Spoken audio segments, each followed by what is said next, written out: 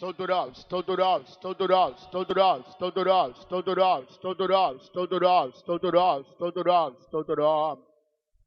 దేవుని యొక్క వాక్యం చదువుకుందాం. దేవుని వசனத்தை நாம் வாசிப்போம். రెండవ తిమోతికి రాసిన పత్రిక, இரண்டாம் தீமோத்தேயுக்கு எழுதின நிருபம் 3వ అధ్యాయం మొదటి 2 వాక్యాలు చదువుకుందాం. 3ஆம் அதிகாரம் முதல் 2 வசனங்களை வாசிப்போம். అంత్యదినములో అపాయకరమైన కాలములు వచ్చునని తెలుసుకునుము. ఎలాగనగా మనుషులు స్వార్థప్రియులు, ధనాపేక్షలు, బిగ్గములాడువారు, అహంకారులు, దూషకులు, తల్లిదండ్రులకు అవిధేయులు, కృతజ్ఞత లేనివారు, అపవిత్రులు. చాలండి. దేవునికి స్తోత్రం కలుగుగాక. దేవునికి స్తోత్రం ఉండాగటం. అపోస్తలుడైన పౌలు తిమోతికి రాసినటువంటి ఈ 2వ పత్రిక 3వ అధ్యాయములో అంత్య దినములలో దేవుని యొక్క జనులలో ఉండేటువంటి పలు విధమైన స్వభావములు ఇక్కడ రాయబడి ఉన్నవి. இங்கே அப்போஸ்தலனாகிய பவுல் தீமோத்தேயுக்கு எழுதின 2ஆம் நிருபத்தில் இந்த 3ஆம் அதிகாரத்தில் கடைசி காலத்தில் அந்த கொடிய காலங்கள் வரும் என்று அப்பொழுது சம்பவிக்க வேண்டிய காரியங்களை குறித்து அப்போஸ்தலனாகிய பவுல் எழுதுகிறார். అంత్య దినములలో అపాయకరమైన కాలములు వచ్చునని తెలుసుకొనుము అని రాయబడి ఉన్నది. கடைசி நாட்களில் கொடிய காலங்கள் வரும் என்று அறிவாயாக என்று எழுதப்பட்டிருக்கிறது. రక్షింపబడి బాప్తిసము తీసుకొని పరిశుద్ధాత్మ పొంది సంఘములో విశ్వాసిగా నేను ఉన్నాను అనుకున్న ప్రతి మానవునిలో, ప్రతి విశ్వాసులో ఈ స్వభావాలు కనబడుచున్నవి. ரட்சிக்கப்பட்டு ஞானஸ்நானம் எடுத்து பரிசுத்தாவின் அபிஷேகத்தை பெற்றிருக்கிறேன் என்று சொல்லுகிற விசுவாசிகளுக்குள்ளே இப்படிப்பட்ட சுபாவங்கள் காணப்படுகின்றன. ఇవి అంత్య దినములలో ప్రతి దేవుని బిడ్డలో ఈ స్వభావాలు ఉంటున్నవి. இது கடைசி நாட்களிலே ஒவ்வொரு விசுவாசியுடைய జీవితంలో కాణப்படுகிறது. వీటిలో గత వారములో మనుషులు స్వార్థ ప్రియులని, ధనాపేక్ష ప్రియులని, భోజన ప్రియులని 3 కార్యములు గత వారములో మనం విని ఉన్నాము. இந்த சுபாவங்களிலே கடந்த வாரத்திலே 3 காரியங்களான மனுஷர்கள் தற்பிரியராயும், பணப்பிரியராயும், భోజన ప్రియరాயும் இருப்பார்கள் என்று நாம் தியானித்தோம். ఈ దినమున కూడా ఇదే వాక్యమును మనము కొనసాగించి కొన్ని కార్యములు నేర్చుకొనుటకు దేవుడు మనకి సహాయం చేయబోతున్నారు. இன்றைய தினமதிலும் நாம் இந்த வாக்கியத்தை தொடர்ந்து நாம் பின்பற்றி இதில் இன்னும் சில சுபாவங்களை குறித்து நாம் தியானிப்போம். 2వ వాక్యం చదవండి. 2ஆம் வசனத்தை வாசியுங்கள். ఎలాగనగా మనుషులు స్వార్థప్రియులు, ధనాపేక్షలు, బిగ్గములాడువారు. దేవునికి స్తోత్రం కలుగుగాక. దేవునికి స్తోత్రం ఉండాగటం. ఇందులో ఉన్న మరొక గ్రూపును చూసినట్లయితే இங்கே இருக்கிற బింకములాడువారు అని ఉన్నది. இங்கே வீம்புக்காரர் என்று சொல்லப்பட்டிருக்கிறது. బింకములాడువారు అనగా వీరికి ఆంగ్లములో ఒక ప్రత్యేకమైన పేరు ఉన్నది. இந்த வீம்புக்காரர் என்றால் அது ஆங்கிலத்திலே ஒரு விசேஷமான பெயர் கொடுக்கப்பட்டிருக்கிறது. ఎవరన్నా ఇంగ్లీష్ బైబిల్ ఉంటే ఇంగ్లీష్ బైబిల్ వాసియండి. బింకములాడువారు అనే వారికి ఆంగ్లములో ఒక మంచి పేరు ఉన్నది.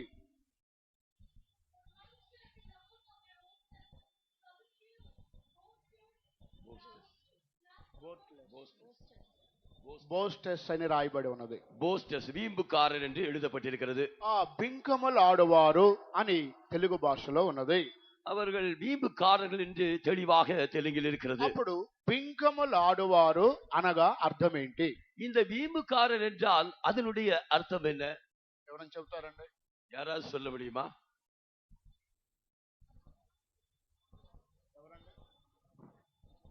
బింకములాడువారు అనగా అర్థం ఏంటి? வீம்புக்காரர் என்றால் அர்த்தம் என்ன? బింకము లాడువారు అని తెలుగులో ఉన్నది. இந்த வீம்புக்காரர் என்று தெலுங்கில் இருக்கிறது. బింకము లాడువారు అనగా ఒక మాటలో మీకు అందరికి అర్థం కావాలంటే పల్లెటూరు భాష బడాయి చెప్పుకునేవాడు అని అర్థం. బడాయి మాటలు చెప్పుకునేవారు. ఈ విధமாக ஒரு கிராமத்திலே சொல்லப்படுகிற வழக்கத்தின்படி இந்த வீம்புக்காரருக்கு ஒரு அர்த்தம் சொல்ல வேண்டும் என்றால் அவன் பெருமையாக சில காரியங்களை சொல்லிக் கொள்வது. నా భాష కొంతమందికి అర్థం కాల. என்னுடைய பாஷை சிலருக்கு புரியவில்லை. పల్లెటూరులో లేదా టౌన్ లో కూడా కొంతమంది వినే ఉంటారు బడాయిలు చెప్పుకునేవారు అని అర్థము. விதமாக கிராமத்தில் மாத்திரமல்ல டவுனிலும் கூட சிலர் இவ்விதமாக சொல்லுவார்கள், சில இவ்விதமாக பெருமையாக சில காரியங்களை சொல்லிக் கொள்வார்கள். దీనికి ఇంకొక అర్థము హెచ్చులు చెప్పుకునేవారు అని అర్థము. இதற்கு இன்னொரு அர்த்தம் உயர்வாக தன்னை சொல்லிக் கொள்வது. దీనికి ఇంకొక అర్థము డంబపు మాటలు పలికేవారని అర్థము. இல்லாவிட்டால் இதற்கு இன்னொரு அர்த்தம் என்னவென்றால் டம்பமாக பேசுகிறவர்கள். దీనికి ఇంకొక అర్థము గర్వపు మాటలు చెప్పుకునేవారని అర్థము. இதற்கு இன்னொரு அர்த்தம் பெருமையாக பேசிக்கொள்வது. ఎన్ని అర్థాలు ఉన్నాయండి?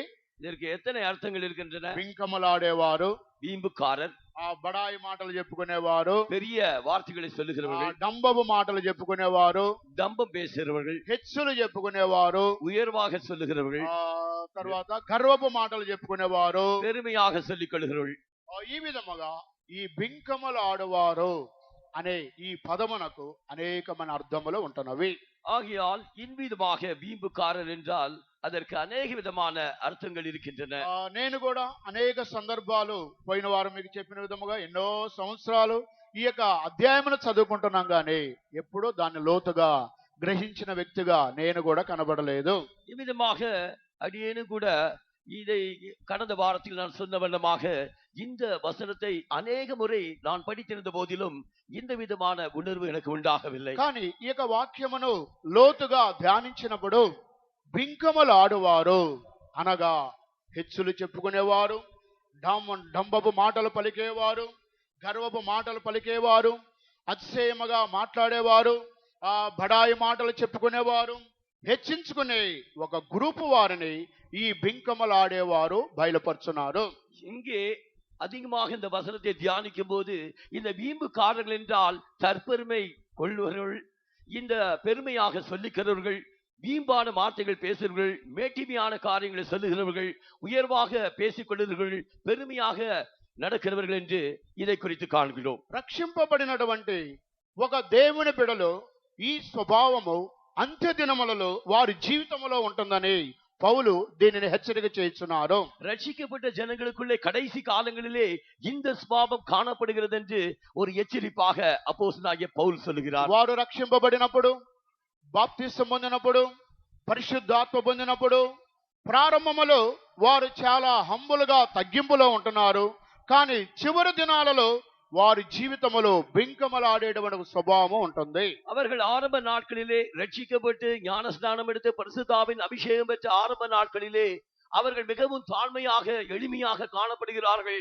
ஆனால் அவர்களுக்குள்ளே தான் கடைசி காலங்களிலே வீம்புக்காரர்களாய் மாற்றப்படுகிறார்கள். ఈ బింకములు ఆడేవారు అనగా ఇది యాంటీ క్రైస్ట్ యొక్క స్పిరిట్ ను బయలుపరుస్తుంది. இந்த வீம்பாக பேசுகிற காரியங்கள் இது ஆன்டி கிறிஸ்துவுடைய ஆவியாக காணப்படுகிறது. అంత్యక్రీస్తు యొక్క ఆత్మను ఇది బయలుపరుచున్నది.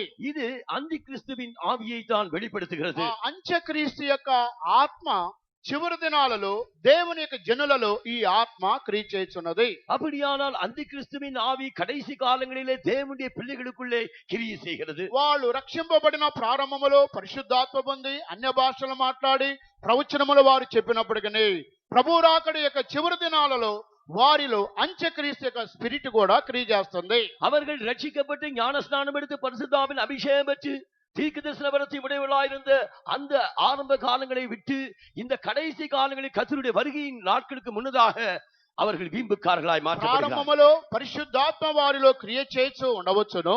ஆரம்ப நாட்களிலே பரிசுத்தாவியானவர் அவர்களுக்குள்ளே கிரியை செய்திருக்க கூடும். కానీ ప్రభు రాకడ యొక్క సమీపమైన ఆ కడవరి దినములలో, అంత్య దినములలో మనుషుల మధ్యలో, దేవుని యొక్క జనుల మధ్యలో బింకమలాడే ఒక స్పిరిట్, అంత్యక్రీస్తు యొక్క ఆత్మ వారి జీవితంలో క్రియ చేస్తున్నది. அவர்கள் கர்த்தருடைய வருகையின் நாட்களுக்கு முன்னதாக கடைசி காலங்களிலே அவர்களுக்குள்ளே இந்த வீம்பாக பேசுகிற இந்த காரியங்கள் அந்தி கிறிஸ்துவின் ஆவி அவர்களுக்குள்ளே காணப்படுகிறது. ఈ అంత్యక్రీస్తు యొక్క ఆత్మను గురించి ప్రకటన గ్రంథం 13వ అధ్యాయం 5వ వాక్యం 6వ వాక్యం చదువుకుందాం. இந்த அந்தி கிறிஸ்துவின் காரியத்தை குறித்து வெளிப்படுத்தல் விசேஷம் 13ஆம் அதிகாரம் 5ஆம் 6ஆம் வசனங்களை வாசிப்போம். డంబపు మాటలను దేవదూషణలను పలుకు ఒక నోరు దానికి ఇయ్యబడిను, మరియు 42 నెలలు తన కార్యము జరుపాన్ అధికారము దానికి ఏర్పాటాయిను. కనుక దేవుని దూషించుటకును ఆయన నామమును ఆయన గుడారమును పరలోక నివాసులను దూషించుటకు అది తన నోరు తెరిచెను. దేవునికి స్తోత్రం కలుగును గాక. தேவனுக்கு ஸ்தோத்திரம் உண்டாகட்டும். ఇక్కడ క్రూర మృగమును గురించి మనము చూడగలుగుతున్నాము. இங்கே மிருகத்தை குறித்து நாம் வாசிக்கிறோம். ఈ క్రూర మృగము సముద్రములో నుండి అది పైకి వచ్చుచున్నది. இந்த கொடிய மிருகம் அது சமுத்திரத்திலிருந்து அது நிலத்திற்கு வருகிறது. దీనికి ఒక నోరు ఇవ్వబడినది, ఆ నోరుతో అది డంబపు మాటలు పలుకును అని రాయబడి ఉన్నది. இதற்கு ஒரு வாய் கொடுக்கப்பட்டது. அந்த வாயினால் அது பெருமையானவைகளை பேசுகிறது. 13వ అధ్యాయం మొదటి వాక్యం చదవండి. 13వ அதிகாரம் 1వ వచనం వాసింగల్. మరియు 10 కొమ్ములను 7 తలలను గల ఒక క్రూర మృగము సముద్రములో నుండి పైకి వచ్చుట చూచితిని. దాని కొమ్ముల మీద 10 కిరీటములను, దాని తలల మీద దేవదూషణకరమైన పేళ్లును ఉండెను. దేవునికి స్తోత్రం కలుగును గాక. దేవునికి స్తోత్రం ఇక్కడ ఉండాలి. క్రూర మృగము అనేటువంటి ఒక జంతువు సముద్రములో నుండి పైకి వచ్చుట నేను చూచితనని యోహోను భక్తుడు సెలవిస్తున్నాడు. இங்கே சமுத்திரத்திலிருந்து ஒரு கொடிய மிருகம் அது பூமிக்கு ஏறி வர கண்டேன் என்று யோவான் தன்னுடைய தரிசனத்தில் கண்டு சொல்கிறார். దానికి 7 తలలను 10 కొమ్ములు ఉన్నట్లుగా ఆయన బయలుపరుచున్నాడు. அதற்கு 7 தலைகளும் 10 கொம்புகளும் இருந்ததாக அவர் வெளிப்படுத்துகிறார். ఇది సముద్రములో నుండి పైకి వచ్చేటువంటి ఒక క్రూర మృగము. இது சமுத்திரத்திலிருந்து நிலத்திற்கு ஏறி வந்த ஒரு கொடூர மிருகம். ఆ ఒక మృగము ఏ విధముగా సముద్రములో నుండి పైకి వచ్చుతున్నది. இந்த மிருகம் எவ்விதமாக சமுத்திரத்திலிருந்து நிலத்திற்கு வருகிறது? సముద్రములో నుండి చేపలు, పీతలు, రొయ్యలు ఇవి మాత్రమే పైకి రావాలి. இந்த సముத்திரத்திலிருந்து எப்பொழுதும் இந்த மீன்களும் நண்டுகளும் இந்த இறால்களும் தான் வெளியே வர வேண்டும். కానీ అక్షరానుసారమైనటువంటి క్రూర మృగము సముద్రములో రావడానికి వీలు లేదు. ஆனால் எழுத்தின்படி ஒரு கொடிய மிருகம் சமுத்திரத்திலிருந்து நிலத்திற்கு ஏறி வர முடியாது. కనుక ఈ సముద్రము అని చెప్పినప్పుడు లోకాన్ని బయలుపరుచున్నది. இந்த சமுத்திரத்தின் ஓரம் என்றால் அது உலகத்தை காட்டுகிறது. ఈ లోకములో సముద్రం అనే లోకములో నుండి ఒక క్రూర మృగము పైకి వస్తుంది. இந்த சமுத்திரத்தின் ஓரத்திலிருந்து இந்த கொடிய மிருகம் இந்த உலகத்திற்கு வருகிறது. కనుక ఈ క్రూర మృగము ఇది రాజకీయ పరమైన ఒక వ్యక్తిని బయలుపరుచున్నది.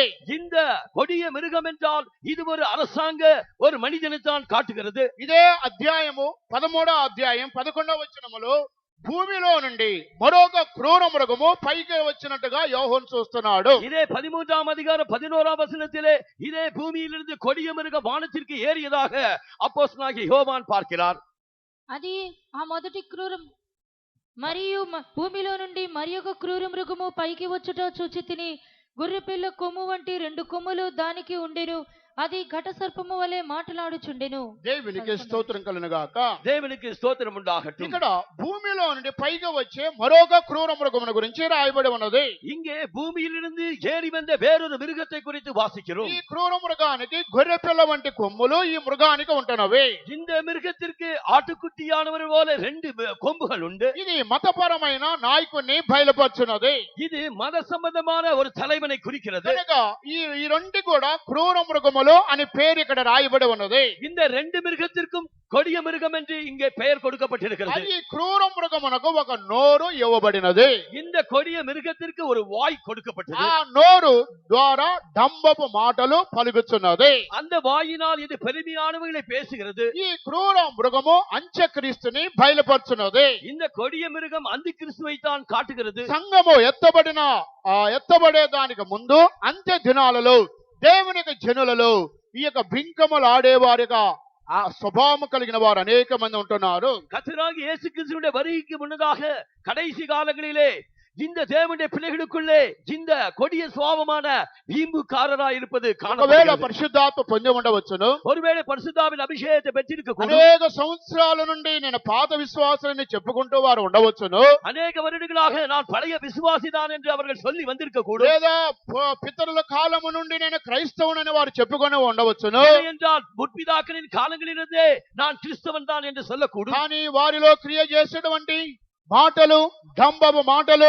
అది అంత్యక్రీస్తు యొక్క ఆత్మని బయలుపరుచున్నది. ஆனால் அவர்களுக்குள்ளே காணப்படுகிற அந்த வீம்புக்காரத்தனம் அது அந்தி கிறிஸ்துவின் ஆவிக்குரியதா இருக்கிறது. ఇక్కడ సముద్రములోని వచ్చే క్రూర మృగము ఒకే జంతువు 4 రూపములతో కనబడుతున్నది. இங்கே சமுத்திரத்திலிருந்து ஏறி வந்த கொடிய மிருகம் அது ஒரே ஒரு ஜீவன் தான். அது 4 விதமாக காணப்படுகிறது. 13వ అధ్యాయం మొదటి నుండి చదవండి.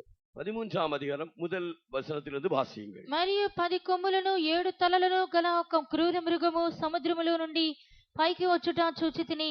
దాని కొమ్ముల మీద 10 కిరీటములను, దాని తల మీద దేవదూషణకరమైన పేళ్లును ఉండెను. నేను చూచిన ఆ మృగము చిరుతపులిని పోలి ఉండెను. దాని పాదములు ఎలుగుబంటి పాదముల వంటివి, దాని నోరు సింహపు నోరు వంటిది. దానికి ఆ ఘట సర్పము తన బలమును, తన సింహాసనమును, గొప్ప అధికారమును ఇచ్చెను. దేవునికి స్తోత్రం కలుగునుగాక. தேவனுக்கு ஸ்தோத்திரம் ఈ உண்டாகட்டும். యొక్క మృగము 4 జంతువుల రూపములో ఒకే జంతువు కనబడుతున్నది. இந்த 4 ஜீவன்களுடைய விதத்திலே இந்த ஒரே ஜீவன் காணப்படுகிறது. ఇది మొట్టమొదటగా సింహము వలె కనబడుతున్నది. இது முதலாவதாக சிங்கத்தை போல் காணப்படுகிறது. రెండవది ఎలుగుబంటి జంతువు వలె కనబడుతుంది. இரண்டாவதாக கரடியை போன்று அது காணப்படுகிறது. మూడవది చిరుతపులి జంతువు వలె కనబడుతుంది. மூன்றாவதாக சிறுத்தைப்புலி என்கிற ஜீவனை போல காணப்படுகிறது. నాలుగవది క్రూర మృగముగా కనబడుతున్నది. நான்காவதாக கொடிய மிருகமாய் காணப்படுகிறது. ఒకే జంతువు 4 రూపములతో కనబడుతున్నది. இந்த ஒரே மிருகம்தான் 4 జీవన్గளாய் காணப்படுகிறது. ఈ 4 జంతువులు 4 సామ్రాజ్యాల్ని బయలుపరుచున్నది. இந்த 4 జీవన్களும் 4 సామ్రాజ్యங்களை కాட்டுகிறது. సింహము అనే ఈ జంతువు బాబులోను సామ్రాజ్యాన్ని బయలుపరుచున్నది. இந்த சிங்கம் என்கிற ஜீவன் அது பாபிலோன் சாம்ராஜ்யத்தை காட்டுகிறது. ఎలుగుబంటనే జంతువు మేదియా పార్షియా సామ్రాజ్యాన్ని బయలుపరుస్తుంది. இந்த கரடி என்கிற ஜீவன் அது மேதியா பெர்ஷியா சாம்ராஜ்யத்தை காட்டுகிறது. చిరుతపులి గ్రీకు సామ్రాజ్యాన్ని బయలుపరుచున్నది. இந்த சிறுத்தை புலி கிரீக் சாம்ராஜ்யத்தை காட்டுகிறது. క్రూర మృగము రోమా సామ్రాజ్యాన్ని బయలుపరుచున్నది. இந்த கொடிய மிருகமானது ரோம சாம்ராஜ்யத்தை காட்டுகிறது. ఒకే జంతువు 4 జంతువుల రూపములో కనబడుతున్నది. இந்த ஒரே ஜீவனானது 4 ஜீவன்களை போல காணப்படுகிறது. ఈ 4 జంతువులు 4 సామ్రాజ్యాలకు సాదృశ్యముగా ఉన్నది. இந்த 4 ஜீவன்கள் 4 சாம்ராஜ்யங்களுக்கு அடையாளமாய் இருக்கிறது. అందువల్ల ఈ క్రూర మృగానికి డంబముగా మాట్లాడే ఒక నోరు దానికి ఇవ్వబడినది. இந்த கொடிய மிருகத்திற்கு வீம்பாக பேசக்கூடிய ஒரு வாய் கொடுக்கப்பட்டது. ఇదే అనుభవం దానియేలు గ్రంథం 7వ అధ్యాయములో దానియేలు యొక్క భక్తుడు కూడా సముద్రములో నుండి పైకి వచ్చే 4 జంతువులను ఆయన చూస్తున్నాడు. இதே அனுபவத்தை தானியேலும் கூட அவன் தன்னுடைய தரிசனத்திலே சமுத்திரத்திலிருந்து ஒரு மிருகம் ஏறி வர கண்டான். 7వ అధ్యాయం 2వ వాక్యం నుండి చదవండి. 7వ అధికారం 2వ వచనం. దానియేలు వివరించి చెప్పినదేమనగా, రాత్రి యందు దర్శనములు కలిగినప్పుడు నేను తేరి చూచుచుండగా ఆకాశపు నలుదిక్కుల నుండి సముద్రం మీద గాలి విసురుట నాకు కనబడెను. అప్పుడు 4 మిక్కిలి గొప్ప జంతువులు మహాసముద్రములో నుండి పైకెక్కెను. ఆ జంతువులు ఒకదానికొకటి భిన్నములై ఉండెను. మొదటిది సింహమును పోలినది. మొదటిది సింహము పోలినది. గాని దానికి పక్షిరాజు. రెండవది 5వ వచనం చదవండి. రెండవ జంతువు ఎలుగుబంటిని పోలినది. రెండవ జంతువు ఎలుగుబంటిని పోలినది. అటుతరు మూడవది 6వ వచనం చదవండి. అటు పిమ్మట చిరుతపులిని పోలిన మరి ఒక మూడవ జంతువు చిరుతపులిని పోలినది. 4వది 7వ వచనం. పిమ్మట రాత్రి యందు నాకు దర్శనములు కలిగినప్పుడు నేను చూచుచుండగా ఘోరమును భయంకరమును నగు 4వ జంతువు ఒకటి కనబడెను. 4వ జంతువు ఘోరమును భయంకరమైన ఒక జంతువు. 4வது జీవన్ అది ఘోర మిరుగం. ఇప్పుడు 8వ వాక్యం చదవండి. నేను ఈ కొమ్ములను కనిపెట్టగా ఒక చిన్న కొమ్ము వాటి మధ్యన లేచును. దానికి స్థలమిచ్చుటకై ఆ కొమ్ములలో 3 పెరికివేయబడినవి. ఈ కొమ్మునకు మానవుల కన్నుల వంటి కన్నులను, గర్వముగా మాట్లాడు నోరును ఉండెను. ఈ కొమ్మునకు మానవుల కన్నుల వంటి కన్నులను, గర్వముగా మాట్లాడు నోరును దానికి ఉండెను. அந்த கொம்பிலே மனுஷ கண்களுக்கு ஒப்பான கண்களும் பெருமையானவர்களை பேசும் ஒரு வாயும் கொடுக்கப்பட்டது. ఇక్కడ దానియేలు యొక్క భక్తుడు చూచిన ఈ దర్శనములో మహాసముద్రములో నుండి 4 జంతువుల పైకి వచ్చినట్టుగా ఆయన దర్శనమును చూస్తున్నాడు. இங்கே தானியேல் பக்தன் அவன் கண்ட தரிசனத்திலே மகா சமுத்திரத்திலிருந்து 4 மிருகங்கள் வந்ததாக அவன் காண்கிறான். ఈ 4 జంతువులు ఒకే రకమైన జంతువులు కాదు. இந்த 4 జీవన్களும் ஒரே విధமான జీవన్கள் அல்ல. ఈ 4 జంతువులు ఒకదానికొకటి వ్యతిరేకముగా భిన్నములై ఉన్నటువంటి జంతువులు. இந்த 4 జీవన్களுக்கும் ஒன்றுக்கு ஒன்று எதிர்மறையான விரோதமான ஜீவன்களாய் ఈ காணப்பட்டது. 4 జంతువులు 4 సామ్రాజ్యాలని బయలుపరుచున్నది. ஆம், இந்த 4 ஜீவன்களும் 4 சாம்ராஜ்யங்கள். ఇది చరిత్ర ప్రకారంగా చూచినట్లయితే 4 సామ్రాజ్యాలకి సూచన. இது சரித்திர பிரகாரமாக நாம் பார்ப்போம் என்றால் இது 4 சாம்ராஜ்யங்கள் தான். మరొక కోణములో ఈ 4 జంతువులను మనం చూచినట్లయితే இன்னொரு விதத்திலே நாம் இந்த 4 ஜீவன்களை பார்ப்போம் என்றால் సింహము అనగా సాతానికి సాదృశ్యము, కోపము కలిగిన మనుషుడికి సాదృశ్యము. இந்த சிங்கம் என்றால் இவன் சாத்தானுக்கு அடையாளம், இல்லாவிட்டால் கோபப்படுகிறவனுக்கு அடையாளம். రెండవది ఎలుగుబంటి అనగా మాంస క్రియలు, శరీర సంబంధమైన క్రియలకి సాదృశ్యముగా ఉంటుంది. இந்த இரண்டாவதாக கரடி என்று சொல்லும்போது இது மாம்சத்தை விரும்புகிற ஜனங்களை குறிக்கிறது. దావీదు ఎలుగుబంటిని సింహమును చీల్చివేసి ఉన్నాడు. இந்த தாவீது சிங்கத்தையும் கரடியும் அவன் பீச்சிரிந்தான். మూడవదిగా చిరుత పులిని గురించి రాయబడి ఉన్నది. மூன்றாவதாக சிறுத்தை புலியை குறித்து சொல்லப்பட்டிருக்கிறது. చిరుత పులి అనగా ఒక మనుషుడు రక్షింపబడినా సరే అతని జీవితంలో మార్పు లేని వాడుగా ఉంటున్నాడు. இந்த ஒருவன் రక్షించబట్టాலும் அவனுடைய జీవితంలో మారుదల ఇల్లాదవన్. దీనిని గురించి ఇర్మియా గ్రంథములో మన అందరికీ తెలుసు. కూషు దేశస్థుడు తన మత్సలను మార్చుకోగలిగిన ఎడల చిరుత పులిని గురించి అక్కడ ఉన్నది చూడండి. இதை குறித்து நாம் எரேமியாவில் பார்ப்போம் என்றால்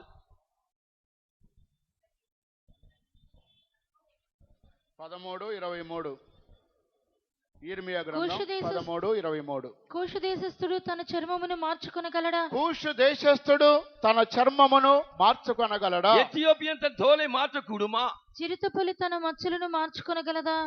చిరుతపులి తన మచ్చలను మార్చుకొనగలదా? చివింగి తన పుల్లిகளை మార్చకూడుమో? మార్చుకొనగలిగిన ఎడల కీడు చేయుటకు అలవాటు పడిన మీరును మేలు చేయ వల్లపడును. చిరుతపులి మచ్చలను మార్చుకోవడానికి వీలు పడినట్లయితే కీడు చేయడానికి, పాపం చేయడానికి అలవాటు పడిన మీరును మీ జీవితంలో మార్చుకోవడానికి వీలు పడును. ஒருவேளை சிவிங்கி தன் புள்ளிகளை மாற்றக்கூடும் என்றால் தீமை செய்து పాపం செய்து பழகின நீங்களும் நன்மை செய்யக்கூடும். అప్పుడు ఇక్కడ చిరుత పులి అనగా మార్పు లేని జీవితము కలిగిన పాపి అయిన మనుషుని బయలుపరుచున్నది. அப்படியானால் இங்கே சிறுத்தை புலி என்று சொல்லும்போது அது மாறுதல் இல்லாத ஒரு பாவியான மனுஷனை தான் காட்டுகிறது. నాలుగవ జంతువు ఘోరమును భయంకరమైనది. இந்த நான்காவது జీవనాனது ఘోరமும் భయంకరముமான మిருగం. అనగా ఇది రోమా సామ్రాజ్యము. దానిని మనము ఇంకా స్పిరిచువల్ గా చూచినట్లయితే అది కఠినమైన ఒక స్వభావాన్ని బయలుపరుచున్నది. இது ரோம சாம்ராஜ்யத்தை காட்டுகிறது. ஆவிக்குரிய விதத்திலே நாம் பார்ப்போம் என்றால் ఇది కఠినமான హృదయముடைய ஒரு జీవితే కాటుகிறது. ఒక ప్రక్క ఈ నాలుగు జంతువులు నాలుగు సామ్రాజ్యాలకు సాదృశ్యముగా ఉన్నప్పటికీ நான் ஒரு பக்கத்திலே இந்த நான்கு ஜீவன்களும் இது நான்கு விதமான சாம்ராஜ்யங்களுக்கு அடையாளமாய் இருந்த போதிலும் మరొక ప్రక్క ఈ నాలుగు జంతువులు నాలుగు స్వభావాలకి సాదృశ్యము. இன்னொரு பக்கத்திலே இந்த நான்கு ஜீவன்களும் நான்கு சுவாபங்களுக்கு அடையாளம். సింహము కోపము సాతానికి సాదృశ్యము.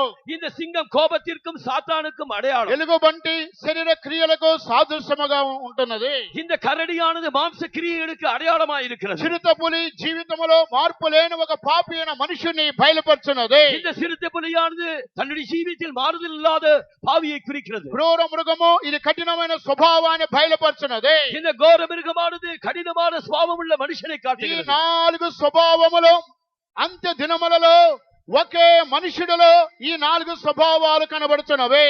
இந்த கடைசி காலத்திலே இந்த ஒரே மனிதனில் தான் இந்த நான்கு స్వభావங்களும் காணப்படுகிறது. దానియేలు గ్రంథములో 7వ అధ్యాయములో ఈ నాలుగు జంతువులు, ప్రకటన గ్రంథం 13వ అధ్యాయములో ఒకే జంతువులో ఈ నాలుగు రూపములు కనబడుతున్నవి. இங்கே தானியேல் புத்தகத்திலே நான்கு வித்தியாசமான ஜீவன்கள், வெளிப்படுத்தின புத்தகத்திலே ஒரே ஜீவன்களிலே நான்கு விதமானவை காணப்படுகின்றன. దానియేలు గ్రంథములో క్రీస్తుకు పూర్వము బయలుపరిచిన ఆ నాలుగు జంతువుల యొక్క రూపములు అంత్య దినములలో ప్రకటన గ్రంథకర్త యోహానుకి దేవుడు ఒకే రూపములో ఆ జంతువును బయలుపరుచున్నాడు. கிறிஸ்துவுக்கு முன்னதாக தானியேலுக்கு கண்ட தரிசனத்திலே காணப்பட்ட நான்கு ஜீவன்கள் வெளிப்படுத்தின விசேஷத்திலே வரப்போகிற காலத்திலே இது நான்கு விதமான வித்தியாசங்கள் ஒரே ஜீவனில் காணப்படுகிறது. అంత్య దినములలో దేవుని యొక్క జనులలో అపాయకరమైన కాలములు వచ్చునని తెలుసుకొనమని పౌలు తిమోతికి తెలియజేస్తున్నారు. இந்த கடைசி காலங்களிலே கொடிய காலங்கள் வரும் என்று அப்போஸ்தலனாகிய பவுல் தீமோத்தேயுக்கு எழுதுகிறார். ఆ అపాయకరమైన కాలములోనే రక్షింపబడిన దేవ జనులలో బింకమలాడేవారు ఒక గ్రూప్ వారు ఉంటున్నారు. அந்த கடைய காலங்களில் தான் ரட்சிக்கப்பட்டவர்களுக்குள்ளே வீம்புக்காரர் காணப்படுகிறார்கள். ఆ వార్తలు మనం వినినప్పుడు ఆశ్చర్యం కలుగుతున్నది. அந்த காரியத்தை நாம் கேட்கும்போது நமக்கு ஆச்சரியம் உண்டாகும். వీరు రక్షింపబడి బాప్తిసం పొంది పరిశుద్ధాత్మ పొందారు, వీరి మాటలేంటి ఇంత వ్యత్యాసంగా ఉన్నవి? இவர்கள் ரட்சிக்கப்பட்டார்கள், ஞானஸ்நானம் எடுத்தார்கள், அபிஷேகம் பெற்றார்கள், இவர்களுடைய பேச்சு ஏன் இவ்விதமாக இருக்கிறது? వీరు పరిశుద్ధాత్మ పొందిన వారు, పెంతెకోస్తు సంఘానికి చెందిన వారు, వీరు నోరు ఏంటి డంబము మాటలు మాట్లాడుతున్నదని అనేక మంది క్రైస్తవులు ఆశ్చర్యపోతున్నారు. இவர்கள் பரிசுத்தாவின் அபிஷேகம் பெற்றவர்கள், இந்த பெந்தெகோஸ்தே மிஷனை சேர்ந்தவர்கள், இவர்களுடைய பேச்சுகள் ஏன் இப்படி மீபுக்காரராய் காணப்படுகிறார்கள் என்று கிறிஸ்தவர்கள் காண்கிறார்கள். బింకములు ఆడేవారు అనగా అంత్యక్రీస్తు యొక్క ఆత్మ కలిగి ప్రవర్తించేవారని అర్థము. இந்த மீபுக்காரர்கள் என்றால் இவர்கள் அந்த கிறிஸ்துவின் ஆவியுடையவர்களாய் நடக்கிறவர்கள் என்று அர்த்தம். అంత్యక్రీస్తు యొక్క ఆత్మ అనగా డంబము మాటలు పలికేవారని అర్థము. இந்த அந்த கிறிஸ்துவின் ஆவியை உடையவன் என்றால் அவன் வீம்பான வார்த்தைகளை பேசுகிறவன் என்று அர்த்தம். రక్షింపబడిన దేవుని యొక్క జనులు దానికి తగిన కోణములో వారి యొక్క మాటలు వారి నోట్లో నుండి రావడం లేదు. ரட்சிக்கப்பட்ட ஜனங்களுடைய வாயிலிருந்து அவர்கள் ரட்சிக்கப்பட்ட விதத்திற்கு ஏதுவான வார்த்தைகள் வருவதில்லை. ఒక పెంతెకోస్తు దేవునికి బిడ్డలో నుండి యోగ్యమైన మాటలు వారి నోట్లో నుండి రావడం లేదు. ஒரு பெந்தெகோஸ்தே அனுபவமுடைய ஒரு தேவனுடைய பிள்ளையுடைய வாயிலிருந்து தகுதியான வார்த்தைகள் வெளிப்படுவதில்லை. పరిశుద్ధాత్మ పొందిన దేవుని బిడ్డ నోట్లో నుండి యోగ్యమైన వార్తలు రావడం లేదు. பரிசுத்தாவின் அபிஷேகம் பெற்ற தேவனுடைய பிள்ளையின் வாயிலிருந்து தகுதியான வார்த்தை வெளிப்படுவதில்லை. అంత్య దినములలో వారి నోటిలో నుండి డంబపు మాటలు, గర్వపు మాటలు వారి నోటిలో నుండి బయలుదేరుచున్నవి. கடைசி காலங்களிலே அவர்களுடைய வாயிலிருந்து இந்த வீம்பான வார்த்தைகளும் பெருமையான பேச்சுகளும் தான் காணப்படுகிறது. ఇదే అంత్యక్రీస్తు యొక్క ఆత్మను బయలుపరుచున్నది. இதுதான் அந்த கிறிஸ்துவின் ஆவியை காட்டுகிறது. అందువల్ల ఆ గడ సర్పానికి ఒక నోరు ఇవ్వబడినది, ఆ నోటితో డంబపు మాటలు పలుకుచున్నది. ஆகையால் தான் அதற்கு ஒரு வாய் கொடுக்கப்பட்டது, அந்த வாயினால் தான் அது பெருமையானவர்களையும் பேசுகிறது. ఆ మాటతో దేవ దూషణ పలుకుచున్నది. அந்த வாயினால் தேவனை தூஷிக்கிறது. ఆ యొక్క గడ సర్పానికి 42 నెలలు బాధించడానికి దేవుడు అధికారం ఇచ్చాడు. அந்த வலு சர்ப்பத்தை 42 நாட்கள் பாதிப்பதற்காக தேவன் அனுமதி தந்தார். 42 నెలలు అనగా 3.5 సంవత్సరాలని బయలుపరుచున్నది. அந்த 42 மாதங்கள் என்றால் 3.5 வருடத்தை தான் காட்டுகிறது. కృపా కాలం ముగింపబడిన తరువాత శ్రమల కాలములో ఈ గడ సర్పం శక్తివంతంగా క్రీచేబోచున్నాడు.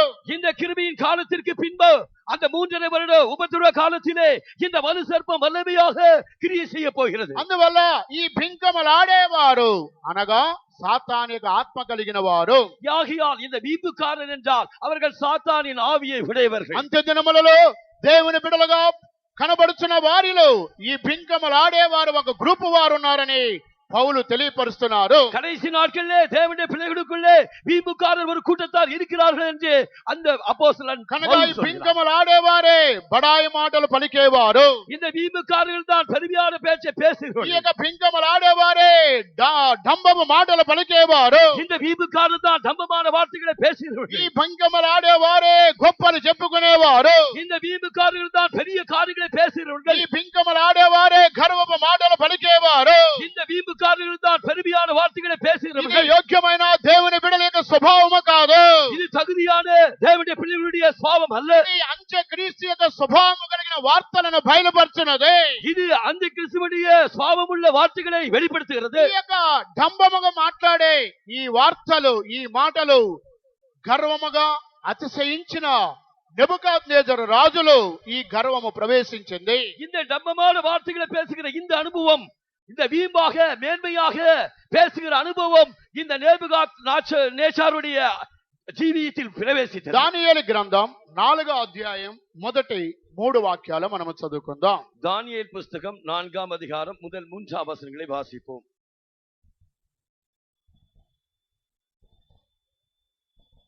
రాజుకు నెబుకద్నెజరు లోకమంతటా నివసించు సకల జనులకును దేశస్థులకును ఆయా భాషలు మాట్లాడు వారికి ఇలాగ సెలవిచ్చుచున్నాడు. మీకు క్షేమాభివృద్ధి కలుగునుగాక. మహోన్నతుడకు దేవుడు నా యెడల చేసిన అద్భుతములను సూచక క్రియలను మీకు తెలియచేయుటకు నాకు మనసు కలిగెను. ఆయన సూచక క్రియలు ఎంతో బ్రహ్మాండమైనవి, ఆయన అద్భుతములు ఎంతో ఘనమైనవి. ఆయన రాజ్యము శాశ్వత రాజ్యము, ఆయన ఆధిపత్యము తరతరములు నిలుచుచున్నవి. దేవునికి స్తోత్రం కలుగునుగాక. தேவனுக்கு ஸ்தோத்திரம் உண்டாகட்டும். నెబుకద్నెజరు ఆయన లోకములో ఉన్న సకల జనులకు ఆయా భాషలో మాట్లాడే వారికి ప్రతి జనమునకు దేవుడు చేసిన అద్భుతములు మహత్కార్యములు ఆయన ప్రకటన చేయుచున్నాడు. இப்பொழுது ராஜாவாகிய நேபுகாத்நேச்சார் சகல ஜனத்தாருக்கும் ஜாதியாருக்கும் எல்லா பாஷைக்காரருக்கும் தேவன் செய்த மகத்துவமான காரியங்களை அறிவிக்கிறான். ఆయన తెలియపరచడం మాత్రమే కాకుండా ఇదే 4వ అధ్యాయం 30-31 వచ్చినట్లయితే ఆయన గర్వపడి అతిశయించి ఆయనకు నోరు డంబపు మాటలు పలికినట్టుగా రాయబడి ఉన్నది. அவன் மகத்துவமான காரியங்களை பேசியது மாத்திரமல்ல, இதே அதிகாரத்திலே 30ஆம் 31ஆம் வசனத்தில் அவன் தற்பெருமை கொண்டதாக பேசியதாக காணப்படுகிறது. రాజు బబులోనును ఈ మహా విశాల పట్టణము నా బలాధికారమును నా ప్రభావ ఘనతను కనబరచుటకై నా రాజధాని నగరముగా నేను కట్టించినది కాదా అని తనలో తాననుకొనెను. రాజు నోట ఈ మాట ఉండగా ఆకాశము నుండి ఒక శబ్దము వచ్చెను. ఏదనగా, రాజుకు నెబుకద్నెజరు, ఇదే నీకు ప్రకటన. దేవునికి స్తోత్రం కలుగును గాక. దేవునికి స్తోత్రం ఉండాలి. నెబుకద్నెజరు రాజు గర్వముగా డంబపు మాటలు పలికి ఉన్నాడు. இப்பொழுது நேபுகாத்நேச்சர் ராஜா அவன் பெருமையாக அவன் வார்த்தைகளை பேசுகிறான். ఈ బబులోను మహానగరమును నేను కట్టించేను. இந்த మహత్వமான మహా బాబిలోனை நான் கட்டினேன் அல்லவா? నా బలాధికారం వలన నేను కట్టాను. என் மகிமை பிரபாவத்திற்கு நான் கட்டினேன். నా ప్రభావ మహిమ వలన నేను కట్టాను. என்னுடைய மகிமையின் பிரபாவத்திற்காகவே நான் నా கட்டினேன். రాజధాని నగరముగా నేను కట్టాను. இதை தலைநகர பட்டணமாக நான் கட்டினேன். ఇక్కడ ఆయన నేను నేను నా అని 5 సందర్భాలు ఉపయోగిస్తున్నాడు. இங்கே அவன் என்னுடையது என் என் என்று அவன் 5 முறை உபயோகித்திருக்கிறான். ఇదే యెషయా గ్రంథం 14వ అధ్యాయములో లూసిఫర్ కూడా 5 సార్లు నేను నేను నేను నేను అని హెచ్చించుకున్నది. இவ்விதமாகவே ஏசாயா 14ஆம் அதிகாரத்தில் லூசிபரும் கூட நான் நான் நான் என்று 5 முறை உபயோகித்திருக்கிறான். ఆంగ్ల బైబిల్లో ఐ ఐ ఐ అని 5 సార్లు రాయబడి ఉన్నది. ஆங்கில வேதாகமத்திலே ஐ ஐ என்று 5 முறை ఇక్కడ எழுதப்பட்டிருக்கிறது. దానియేలు గ్రంథం 4వ అధ్యాయం 30-31లో నెబుకద్నెజరు నేను నేను నేను నా బలాధికారం అని 5 సార్లు పలికి ఉన్నాడు. அவ்விதமாகவே தானியேல் 4ஆம் அதிகாரம் 31ஆம் வசனத்திலே நான் நான் என் என் என்று நேபுகாத்நேச்சார் உபயோகித்திருக்கிறார். తన మనసులో ఆయన గర్వపడి ఉన్నాడు. அவனுடைய இதயத்திலே மேன்மை பாராட்டினார். ఇదే లూకాసు వార్త 18వ అధ్యాయములో పరిసయ్యుడు సుంకరుని గురించి రాయబడి ఉన్నది. அவ்விதமாகவே லூக்கா சுவிசேஷம் 18ஆம் அதிகாரத்திலே ஆயக்காரனை குறித்து பரிசேயனை குறித்து எழுதப்பட்டிருக்கிறது. 18వ అధ్యాయం 10వ వాక్యం నుండి మీరు ఇంటికి వెళ్ళి చదువుకున్నట్లయితే 18ஆம் அதிகாரம் 10ஆம் வசனத்தை வீட்டிற்கு போய் வாசிப்பீர்கள் என்றால் అక్కడ పరిసయ్యుడు కూడా 5 సార్లు తను తాను హెచ్చించుకుంటున్నాడు. அங்கே பரிசேயனும் தன்னைத்தானே 5 முறை அவன் உயர்த்தி கொண்டான். నేను వారానికి 2 సార్లు ఉపవాసం ఉంటున్నాను. நான் வாரத்திற்கு 2 முறை உபவாசிக்கிறேன். నా యొక్క రాబడిలో దశమ భాగం ఇస్తున్నాను. என்னுடைய வருவாயிலே நான் தசமபாகம் கொடுக்கிறேன். సుంకరవలే నేను లేను. நான் ஆயக்காரனை போல அல்ல. తను తాను హెచ్చించుకొని 5 సార్లు మనసులో గర్వపడి ఉన్నాడు. அவ்விதமாக தன்னைத்தானே அவன் உயர்த்தி கொண்டு 5 முறை அவன் தன்னிலே பெருமை கொண்டான். లూకాసు వార్త 18లోను దానియేలు గ్రంథములోను యెషయా గ్రంథములో 3 సందర్భాలలో లూసిఫర్ యొక్క స్పిరిట్ ను మనం చూడగలుగుతున్నాము. லூக்கா சுவிசேஷம் 18ஆம் அதிகாரத்திலும் தானியேல் புஸ்தகத்திலும் ஏசாயா புஸ்தகத்திலும் இந்த லூசிபரின் ஆவி கிரியை செய்ததாக நான் பார்க்கிறோம். కనుక ఇది డంబము మాటలు పలికే ఒక దేవుని యొక్క దేవుని బిడ్డ యొక్క స్వభావాన్ని బయలుపరుచున్నది. இது வீம்பாக பேசுகிற ஒரு சுபாவம் தேவனுடைய பிள்ளைகளுக்குள் இருப்பதாக இது வெளிப்படுத்துகிறது. అంత్య దినములలో దేవుని జనులలో ఈ డంబము మాటలు గర్వపు మాటలు దేవుని బిడ్డల నోటిలో ప్రవేశించకూడదు. இந்த கடைசி காலத்திலே இந்த வீம்பாக பேசுகிற காரியங்கள், பெருமையாக பேசுகிற காரியங்கள், தம்பமாக பேசுகிற காரியங்கள் தேவனுடைய பிள்ளைகளுக்குள்ளே காணப்படக்கூடாது. చివరి దినాలలో దేవుని యొక్క జనులలో ఈ బింకములాడే వారు ప్రభు రాకడకు ముందు ఒక గ్రూపు వారు ఉన్నారని పౌలు సంఘానికి హెచ్చరిక చేయబోతున్నారు. கடைசி காலத்திலே கர்த்தருடைய வருகைக்கு முன்னதாக தேவனுடைய சபையிலே ரட்சிக்கப்பட்டவர்களுக்குள்ளே இப்படி வீம்புக்கார கூட்டம் காணப்படும் என்று அப்போஸ்தலனாகிய பவுல் தீமோத்தேயுவை எச்சரிக்கிறார். ఈ ఉదయ కాల సమయంలో మీలో ఎంతమందిలో ఈ గర్వపు మాటలు డంబపు మాటలు ఈ యొక్క బింకములాడే వార్తలు మీ నోటిలోనికి రాకుండా జాగ్రత్తగా కాపాడుకోవాలి. இந்த காலவேளையிலே இந்த வீமான வார்த்தைகள், பெருமையான வார்த்தைகள், தம்பமான வார்த்தைகள் உங்களுடைய வாயிலிருந்து புறப்படாதபடிக்கு நீங்கள் உன்னை காத்துக்கொள்ள வேண்டும். ఒకవేళ అటువంటి వార్తలు మన నోటిలోనికి బయలుదేరినట్లయితే అంత్యక్రీస్తు యొక్క ఆత్మ నీలో క్రియ చేస్తున్నదని గ్రహించాలి. ஒருவேளை அப்படிப்பட்ட பெருமையான வார்த்தைகள் உன்னுடைய வாயிலிருந்து புறப்படும் என்றால் உன்னிலே அந்த கிறிஸ்துவின் ஆவி கிரியை செய்கிறது என்று அர்த்தம். మనం మిక్కిలి జాగ్రత్త కలిగిన వారంగా కనబడాలి. நாம் மிகவும் ஜாக்கிரதை உள்ளவர்களாய் காணப்பட வேண்டும். దేవునికి స్తోత్రం కలుగును గాక. దేవునికి స్తోత్రం ఉండాలి. ఇదే ఘట సర్పాన్ని గురించి మరొక చోట మనం చూచినట్లయితే இதே வலு சர்ப்பத்தை குறித்து இன்னொரு இடத்தில் நாம் பார்ப்போம் என்றால் ప్రకటన గ్రంథం 17వ అధ్యాయమునకు వచ్చినట్లయితే வெளிப்படுத்தின விசேஷம் 17ஆம் அதிகாரத்துக்கு வருவோம் என்றால் అక్కడ కూడా ఘట సర్పానికి ఒక నోరు ఇవ్వబడి ఉన్నది. அங்கேயும் கூட வலு சர்ப்பத்திற்கு ஒரு வாய் கொடுக்கப்பட்டது. 3వ వాక్యం నుండి చదువుకుందాం. 3ஆம் వచనத்திலிருந்து అప్పుడు అతడు ఆత్మవశులనైన నన్ను అరణ్యమునకు కొనిపోగా దేవదూషణ నామములతో నిండుకొని 7 తలలను 10 కొమ్ములను గల ఎర్రని మృగము మీద కూర్చుండిన ఒక స్త్రీని చూచితిని. ఆ స్త్రీ ధూమ్ర రక్తవర్ణములు గల వస్త్రము ధరించుకొని బంగారముతోనూ రత్నములతోనూ ముత్యములతోనూ అలంకరింపబడినది. ఏహమైన కార్యములతోనూ తాను చేయుచున్న వ్యభిచార సంబంధమైన అపవిత్ర కార్యములతోనూ నిండిన ఒక సువర్ణ పాత్రను తన చేత పట్టుకొని ఉండెను. దాని నొసట దాని పేరు ఇలాగూ రాయబడి ఉండెను: మర్మము, వేశ్యలకును భూమిలోని ఏహమైన వాటికిని తల్లి అయిన మహాబబులోను. దేవునికి స్తోత్రం కలుగును గాక.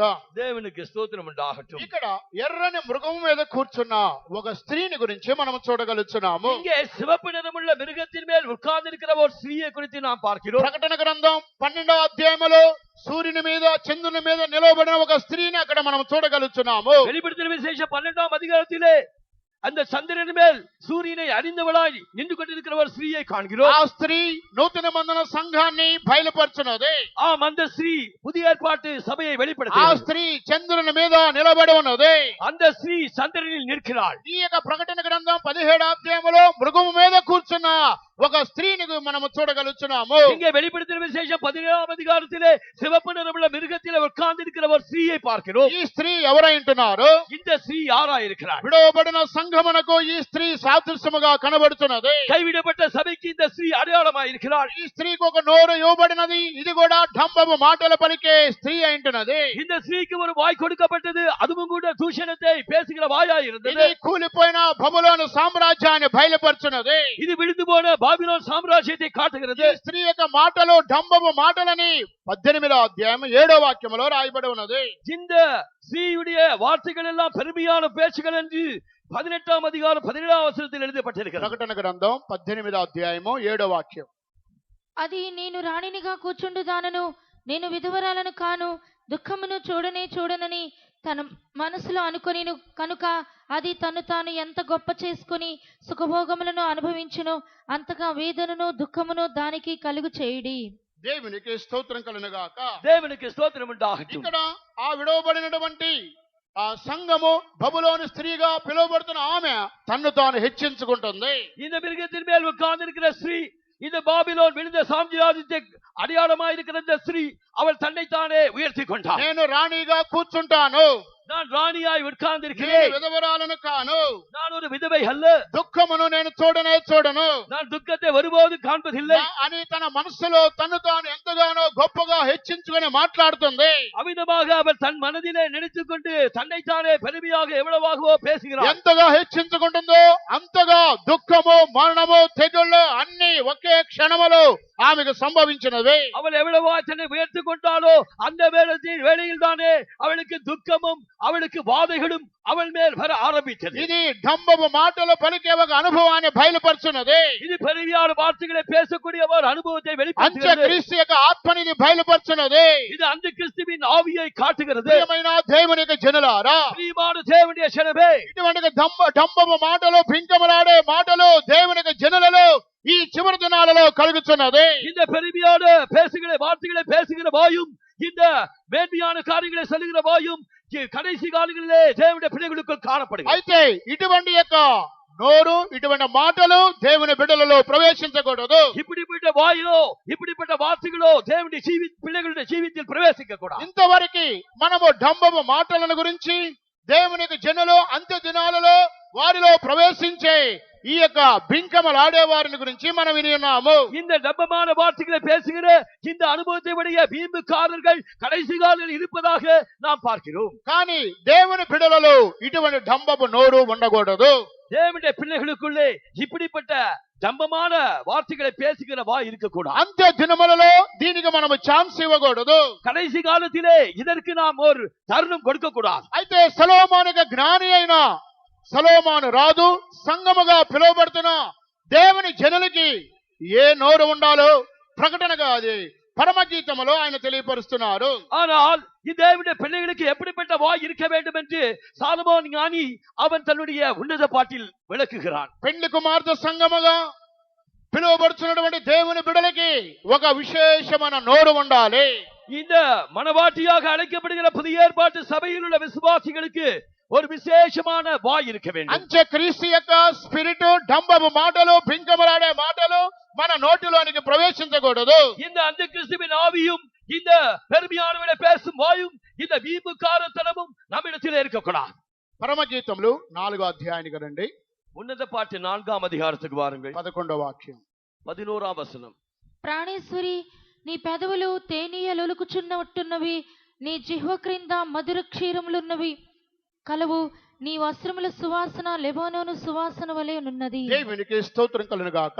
దేవునికి స్తోత్రం ఉండాగట్టు. పెండ్లి కుమార్తె సంగమును ప్రాణేశ్వరి అని సొలొమోను రాజు వర్ణిస్తున్నాడు. மணவாட்டி சபையை அவர் மணவாளியே என்று சாலமோன் ஞானி వర్ణించాர். అప్పుడు ప్రాణేశ్వరి యొక్క పెదవులు సంగముగా పిలువబడుతున్న దేవుని బిడ్డల యొక్క పెదవులు వారి వార్తలు ఎలాగ ఉండాలి? இந்த நேசத்தினுடைய வாய்கள் இந்த சபையாக அழைக்கப்படுவருடைய உதடுகள் எவ்விதமாக இருக்க வேண்டும்? ప్రాణేశ్వరి, నీ పెదవులు తేనీలొలుకుచున్నట్టు ఉన్నవి. என் மணவாளியே, உன் உதடுகளிலிருந்து தேன் ஒழுகுது போல ஒழுகிறது. నీ జీవ కింద మధుర క్షీరములు ఉన్నవి. உன் நாவின் கீழ் தேனும் பாலும் இருக்கிறது. నీ జీవ కింద మధు క్షీరములు కలవు. உன்னுடைய நாவின் கீழ் மதுரமானவைகள் காணப்படும். కనుక మధు క్షీరములు అనగా ఏంటి? இந்த மதுரமானவைகள் என்றால் அர்த்தம் என்ன? నీ యొక్క జీవ కింద మధు క్షీరములు ఉన్నవి. உன் நாவின் கீழ் இந்த மதுரமானவைகள் இருக்கின்றன. ఆ మధు అనగా తేనెను బయలుపరుచున్నది. இந்த மது என்றால் அது தேனை காட்டுகிறது. ఆ మధు అనగా తేనెను బయలుపరుచున్నది. இந்த మధు என்றால் அது தேனை காட்டுகிறது. క్షీరములు అనగా అది పాలను బయలుపరుచున్నది. இந்த క్షీరములు என்றால் அது பாலை ఈ காட்டுகிறது. జీవ కింద మధు క్షీరములు ఉన్నవి. உன் நாவின் கீழ் தேனும் பாலும் இருக்கிறது. నీ నాలుక కింద తేనె పాలు ఉన్నవి.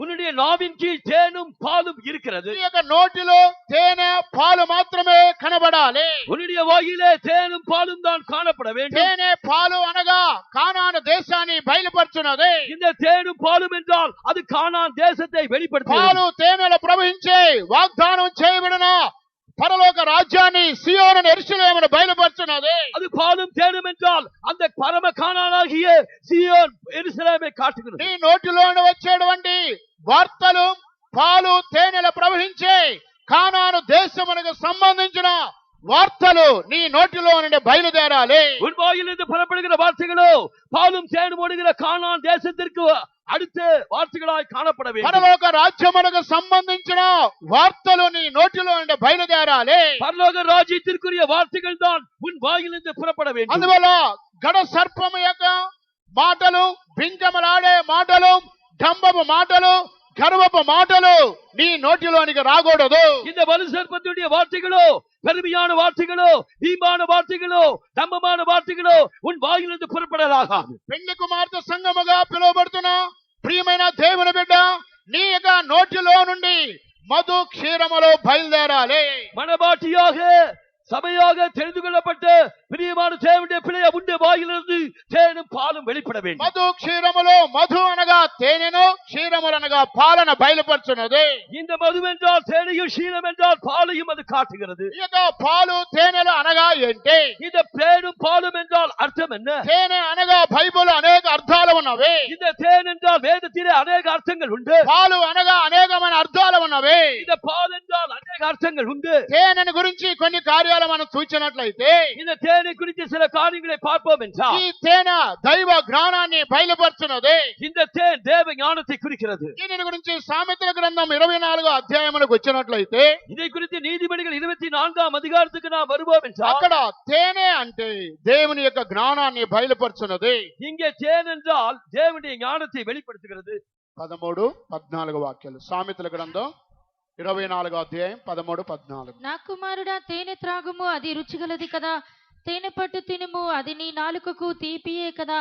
నీ ఆత్మకు జ్ఞానము అట్టిదని తెలుసుకునుము. నీ ఆత్మకు జ్ఞానము వంటిదని తెలుసుకొనుము. அப்படியே ஞானத்தை அறிந்து கொள்வது உன் ஆத்மாவுக்கு இன்பமானது. నా కుమారుడా, తేనె త్రాగుము.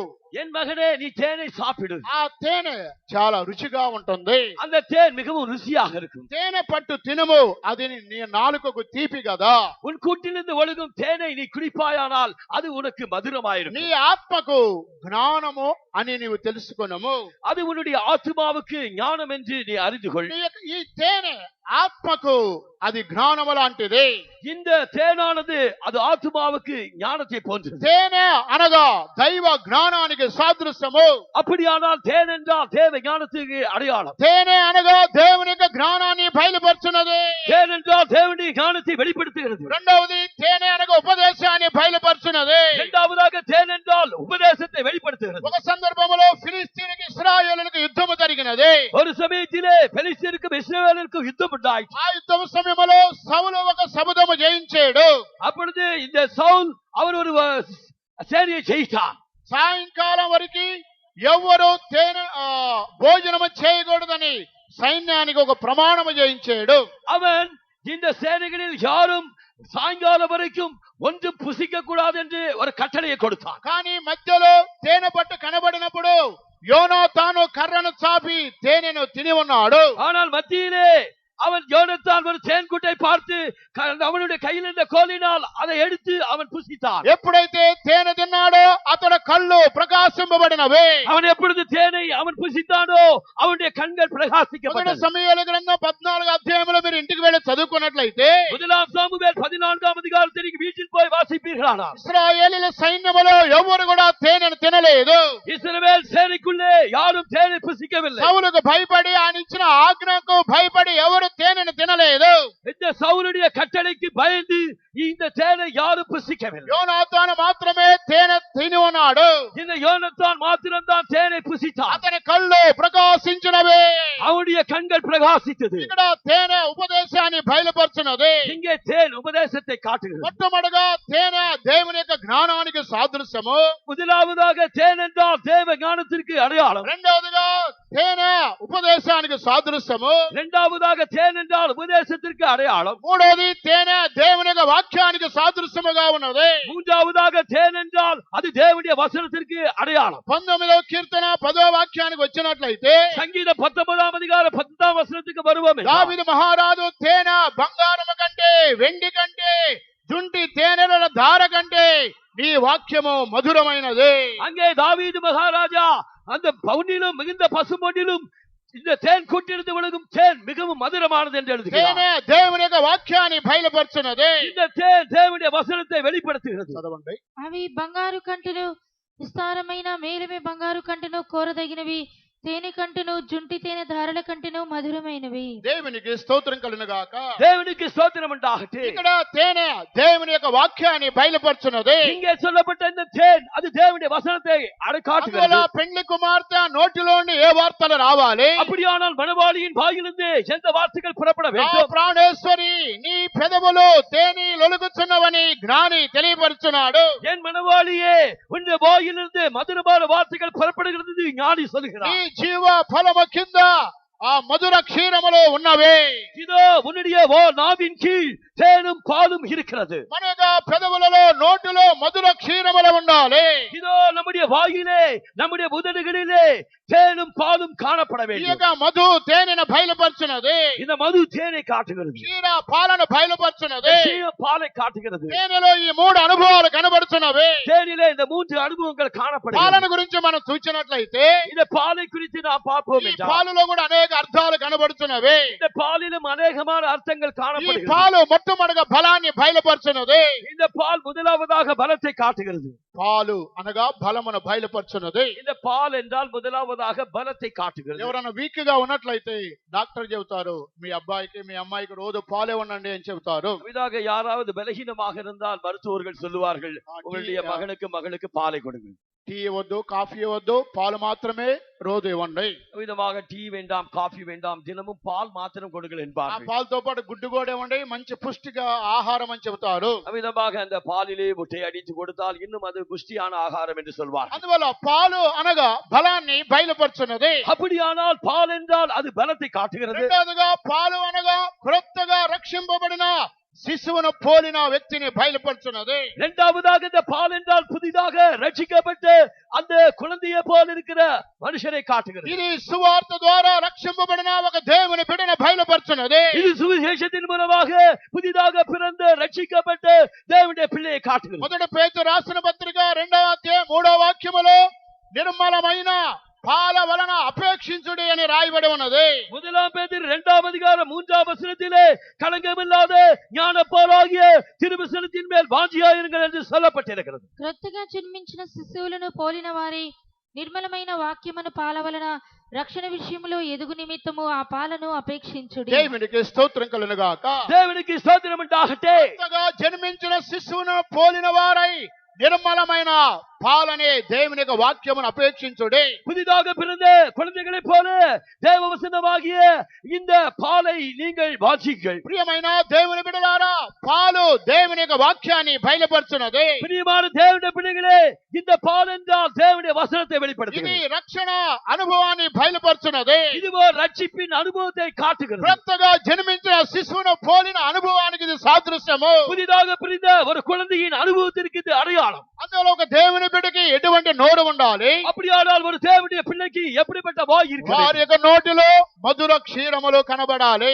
அவருடைய நாவின் கீழ் தேனும் பாலும் இருக்க வேண்டும். పాలు తేనెలు కలిగినటువంటి ఒక వార్తలు వారి నోటిలో ఉండి రావాలి. பாலும் தேனுமுடைய வார்த்தைகளே அவர்கள் வாயிலிருந்து புறப்பட வேண்டும். అంత్యక్రీస్తు యొక్క డంబము మాటలు, భింకమలాడే మాటలు వారి నోటిలో కనబడకూడదు. அந்தி கிறிஸ்துவின் அந்த தம்பமான வார்த்தைகள் புறப்பட வேண்டாம். దీని గురించి యాకోబు పత్రిక కూడా మనం వచ్చినట్లయితే, இதை குறித்து யாக்கோபு நிருபத்திற்கு நாம் வருவோம் என்றார். యాకోబు పత్రికలో ఈ నాలుకను గురించి, నోరును గురించి అనేక వాక్యాలు అక్కడ రాయబడి ఉన్నవి. இங்கே யாக்கோபின் நிருபத்திலே வாயை குறித்து, நாவை குறித்து அவன் அநேக காரியங்களை சொல்லுகிறான். 3వ అధ్యాయమునకు మీరు వచ్చినట్లయితే 3ஆம் அதிகாரத்துக்கு வருவீர்கள் என்றார்.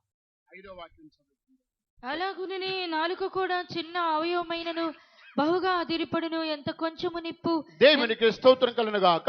தேவனுக்கு ஸ்தோத்திரம் உண்டாகட்டும். ఇక్కడ నాలుకను గురించి యాకోబు భక్తుడు ఎంతగానో వర్ణించున్నాడు. இங்கே நாவை குறித்து யாக்கோபு பக்தன் எவ்வளவாகவோ வர்ணிக்கிறான். ఈ యొక్క నాలుక అన్ని అవయవాలలో ఇది ఒక చిన్న అవయవముగా కనబడుతున్నది. இந்த நாவானது எல்லா அவயங்களிலும் மிக சிறியதாக காணப்படுகிறது. ఇది చిన్న అవయవం అయినప్పటికీ అది బహుగా అదిరిపడుతుంది.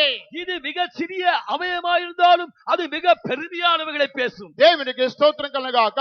தேவனுக்கு ஸ்தோத்திரம் உண்டாகட்டும். ఇది అవయవాలలో చిన్న అవయవము, ఇది అదిరిపడుతుందని ఇక్కడ యాకోబు పలుకుతున్నాడు. இங்கே அவயங்களிலே சிறியதா இருந்தாலும் இது பெருமையானவர்களை பேசுகிறது என்று யாக்கோபு எழுதுகிறார். ఇది మొదటి యొక్క అనుభవం అంటున్నది. இதுதான் முதலாம் அனுபவம். రెండవదిగా చూచినట్లయితే 6వ వచనములో నాలుక అగ్నియే అని రాయబడి ఉన్నది. இரண்டாவது அனுபவத்தை நாம் பார்ப்போம் என்றால் 6ஆம் வசனத்திலே நாவும் நெருப்புதான். నాలుక అగ్నితో సమానము. இந்த நாவு நெருப்பிற்கு அடையாளம். అప్పుడు అగ్నితో ఎంత జాగ్రత్తగా మనం ఉండాలి? அப்படியானால் இந்த அக்கினியோடு நாம் எவ்வளவு ஜாக்கிரதையா இருக்க வேண்டும். నాలుక అగ్నితో సమానము. இந்த நாவானது நெருப்புக்கு சமம். అప్పుడు నిప్పుతో మనం ఎంతో జాగ్రత్తగా ఉండాలి. அப்படியானால் இந்த நெருப்போடு நாம் எவ்வளவு எச்சரிக்கையா మన இருக்க வேண்டும். నోట్లో ఉండొచ్చే వార్తలు మనం ఆలోచించి మాట్లాడాలి. நம்முடைய வாயிலிருந்து புறப்படுகிற வார்த்தைகளை நாம் ஆலோசனை செய்து பேச வேண்டும். ఆలోచన లేకుండా నోరు తెరిచి మనం ఇష్టానుసారంగా మాట్లాడకూడదు. ஆலோசனை இல்லாமல் நம்முடைய வாயை திறந்து இஷ்டம் போல பேசக்கூடாது. ఇదే యాకోబు పత్రిక మొదటి అధ్యాయం ఆయన పలుకుతున్నాడు. இதுதான் யாக்கோபு நிருபத்திலே முதலாவதாக அவன் வெளிப்படுத்துகிறான். మాట్లాడే దాంట్లో నిదానించి మీరు మాట్లాడాలి. அமிதமாக பேச வேண்டிய வார்த்தைகளை நீங்கள் நிதானமாக பேச வேண்டும். మొదటి అధ్యాయము முதலாம் அதிகாரம் 19వ వాక్యం. 19వ వచనం. నా ప్రియ సహోదరులారా, మీరు ఈ సంగతి ఎరుగుదురు గనుక ప్రతి మనుషుడు వినుటకు వేగిరపడవాడను, మాట్లాడుటకు నిదానించువాడును కోపించుటకు నిదానించువాడునై ఈ ఉండవలెను. రెండు విషయములలో మనుష్యుడు నిదానముగా ఉండాలి. அவன் மனிதன் ரெண்டு காரியங்களிலே அவன் நிதானமாக இருக்க வேண்டும். మాట్లాడే విషయములో మనుష్యుడు నిదానముగా ఉండాలి. அவன் பேசக்கூடிய காரியத்திலே அவன் நிதானமாக இருக்க வேண்டும். కోపపడే దాంట్లో మనుష్యుడు నిదానముగా ఉండాలి. அவன் கோபப்படுவதிலும் நிதானமாகத்தான் இருக்க வேண்டும். వినే విషయములో స్పీడ్ గా ఉండాలి. அவன் கேட்கிறதற்கு தீவிரமாக இருக்க வேண்டும். కానీ ఈ మూడింటిలో మనుష్యుడు తొందరపడకూడదు. இந்த மூன்று காரியங்களிலே மனிதன் அவசரப்படக்கூடாது. కనుక మాట్లాడే దాంట్లో నిదానముగా ఉండాలి. அவன் பேசுவதற்கு அவன் நிதானமாக இருக்க வேண்டும். కోపపడే దాంట్లో నిదానముగా ఉండాలి. அவன் கோபப்படுவதற்கு நிதானமாக இருக்க வேண்டும். కారణం అగ్ని, నాలుక అగ్ని అని రాయబడి ఉన్నది. ஏனென்றால் நாவு நெருப்பு என்று எழுதப்பட்டிருக்கிறது. అందువల్ల నాలుక అగ్నితో సమానము. ஆகையால் தான் இந்த நாவும் நெருப்பு தான். నాలుకతో మనం మాట్లాడేటప్పుడు చాలా జాగ్రత్తగా ఆలోచించి మాట్లాడాలి. இந்த நாவினால் நாம் பேசும்போது நாம் மிகவும் ஜாக்கிரதையாய் ஆலோசனையோடு பேச வேண்டும். డంబపు మాటలు, గర్వపు మాటలు మన నోటిలో రాకూడదు. இந்த பெருமையான வீம்பான வார்த்தைகள் நம்முடைய வாயிலிருந்து క్రూర புறப்பட మృగమునకు డంబపు మాటలు పలికే నోరు దానికి ఇవ్వబడినది. அந்த மிருகத்திற்கோ வீம்பான காரியங்களை பேசக்கூடிய வாய் கொடுக்கப்பட்டது. దేవుని బిడ్డలకు అటువంటి నోరు ఇవ్వబడలేదు. தேவனுடைய பிள்ளைகளுக்கு அப்படிப்பட்ட வாய் கொடுக்கப்படவில்லை. దేవుని బిడ్డలకు ఇవ్వబడిన నోరు వారి యొక్క పెదవుల కింద మధు క్షీరములు కనబడవలెను. ஆனால் தேவனுடைய பிள்ளைகளுக்கு கொடுக்கப்பட்ட வாயில் உள்ள நாவின் கீழ் தேனும் பாலும் காணப்பட வேண்டும். యాకోబు పత్రిక 3వ అధ్యాయములో ఇంకా నీ నాలుకను గురించి మనం చూసినట్లయితే யாக்கோபு 3ஆம் அதிகாரம் இன்னும் நாவை குறித்து பார்ப்போம் என்றால் ఈ యొక్క నాలుక మూడవదిగా నరకమునకు చిచ్చు పెట్టును అని ఉన్నది. இந்த மூன்றாவதாக இந்த நாவு இந்த விஷத்துக்கு சமம் என்று எழுதப்பட்டிருக்கிறது. నరకమునకు చిచ్చు పెట్టును.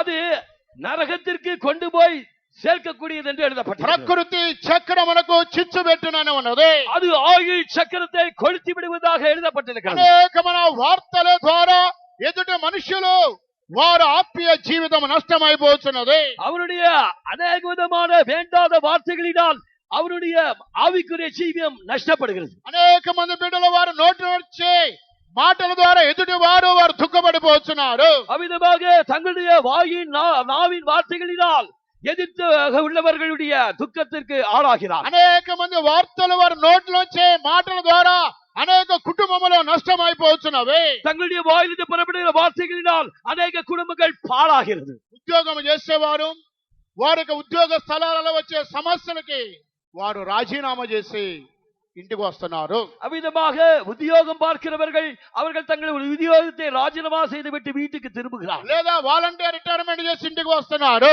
இல்லாவிட்டால் வாலண்டியர் ரிட்டையர்மெண்ட் செய்துவிட்டு வீட்டுக்கு வருகிறார்கள். కనుక అనేక సమస్యలు భరించలేక అనేక మంది వారు చనిపోయే స్థితిలో కనబడుతున్నారు. இவ்விதமான அநேக பிரச்சனைகளை தாங்க கூடாதவர்களாய் அவர்கள் அழிந்து போகிறார். అందువలన ఈ నాలుక అగ్ని అని రాయబడి ఉన్నది. ஆகையால் தான் இந்த நாவும் நெருப்புதான் என்று ఈ எழுதப்பட்டிருக்கிறது. నాలుక ప్రకృతి చక్రమునకు చిచ్చు పెట్టును.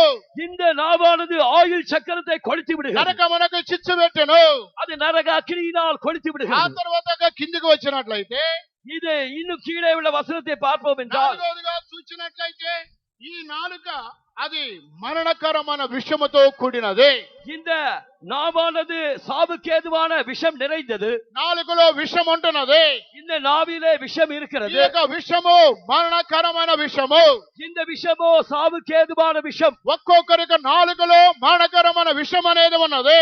ஒவ்வொருவருடைய நாவிலும் சாவுக்கேதுவான விஷம் இருக்கிறது. అందువల్ల భింకములు ఆడేవారు అంత్య దినాలలో ఉంటున్నారని పౌలు తెలియజేస్తున్నారు. ஆகையால் தான் வீம்புக்காரர்கள் கடைசி காலத்திலே இருக்கிறார்கள் என்று அப்போஸ்தலனாகிய பவுல் எழுதுகிறார். మన ఒక్కొక్కరి నాలుకలో మరణకరమైన విషం అనేది ఉన్నది. நம்முடைய ஒவ்வொருவருடைய நாவிலும் சாவுக்கேதுவான விஷம் இருக்கிறது. అందువల్ల మాట్లాడే దాంట్లో నిదానముగా మనం మాట్లాడాలి. ஆகையால் தான் நாம் பேசுகிற வார்த்தைகளிலே நிதானமாய் பேச வேண்டும். డంబపు వార్తలు మనం మాట్లాడకూడదు. தம்பமான வார்த்தைகளை நாம் ஒருபோது பேசக்கூடாது. అతిశయమైన గర్వపు మాటలు మన నోటిలో రాకూడదు. மேன்மையான பெருமையான வார்த்தைகளை நாம் ஒருபோது பேசக்கூடாது. అది అంత్యక్రీస్తు యొక్క స్పిరిట్ అయి ఉంటున్నది. அதுதான் அந்த கிறிஸ்துவின் ஆவியாய் இருக்கிறது. ఇంకా ఈ నాలుగును గురించి యాకోబు పత్రికలో మనం వచ్చినట్లయితే இன்னும் நாவை குறித்து யாக்கோபு நிருபத்திலே பார்ப்போம் என்றால் అది నిరర్ఘళమైన దుష్టత్వము అని రాయబడి ఉన్నది. அது ஒரு துஷ்டத்துவத்தை உண்டாக்குகிறது என்று ఇది எழுதப்பட்டது. 5వ అనుభవం అంటున్నది. இது 5ஆம் அனுபவமாய் காணப்படுகிறது. నిరర్ఘళమైన దుష్టత్వము. அது అడంగాద పొన్నాంగుள்ளது. నీ యొక్క నోటి మాటల వలన అనేక మంది దుష్టులు చెడిపోతున్నారు. இதோ உன்னுடைய வாயின் வார்த்தைகளால் அநேக பொல்லாங்கர்கள் அழிந்து போகிறார்கள். ప్రియమైన దేవుని బిడ్డలారా, ఈ 5 అనుభవాలు మాత్రమే కాకుండా பிரியமான தேவனுடைய பிள்ளையே, இந்த 5 அனுபவங்கள் மாத்திரமல்லாமல் 6వది ఈ 4తోనే దేవుని స్తుతిస్తున్నారు, శపిస్తున్నారు. இதே நாவினாலே நீ தேவனை ஸ்துதிக்கிறாய், சபிக்கிறாய். దేవునికి స్తోత్రం.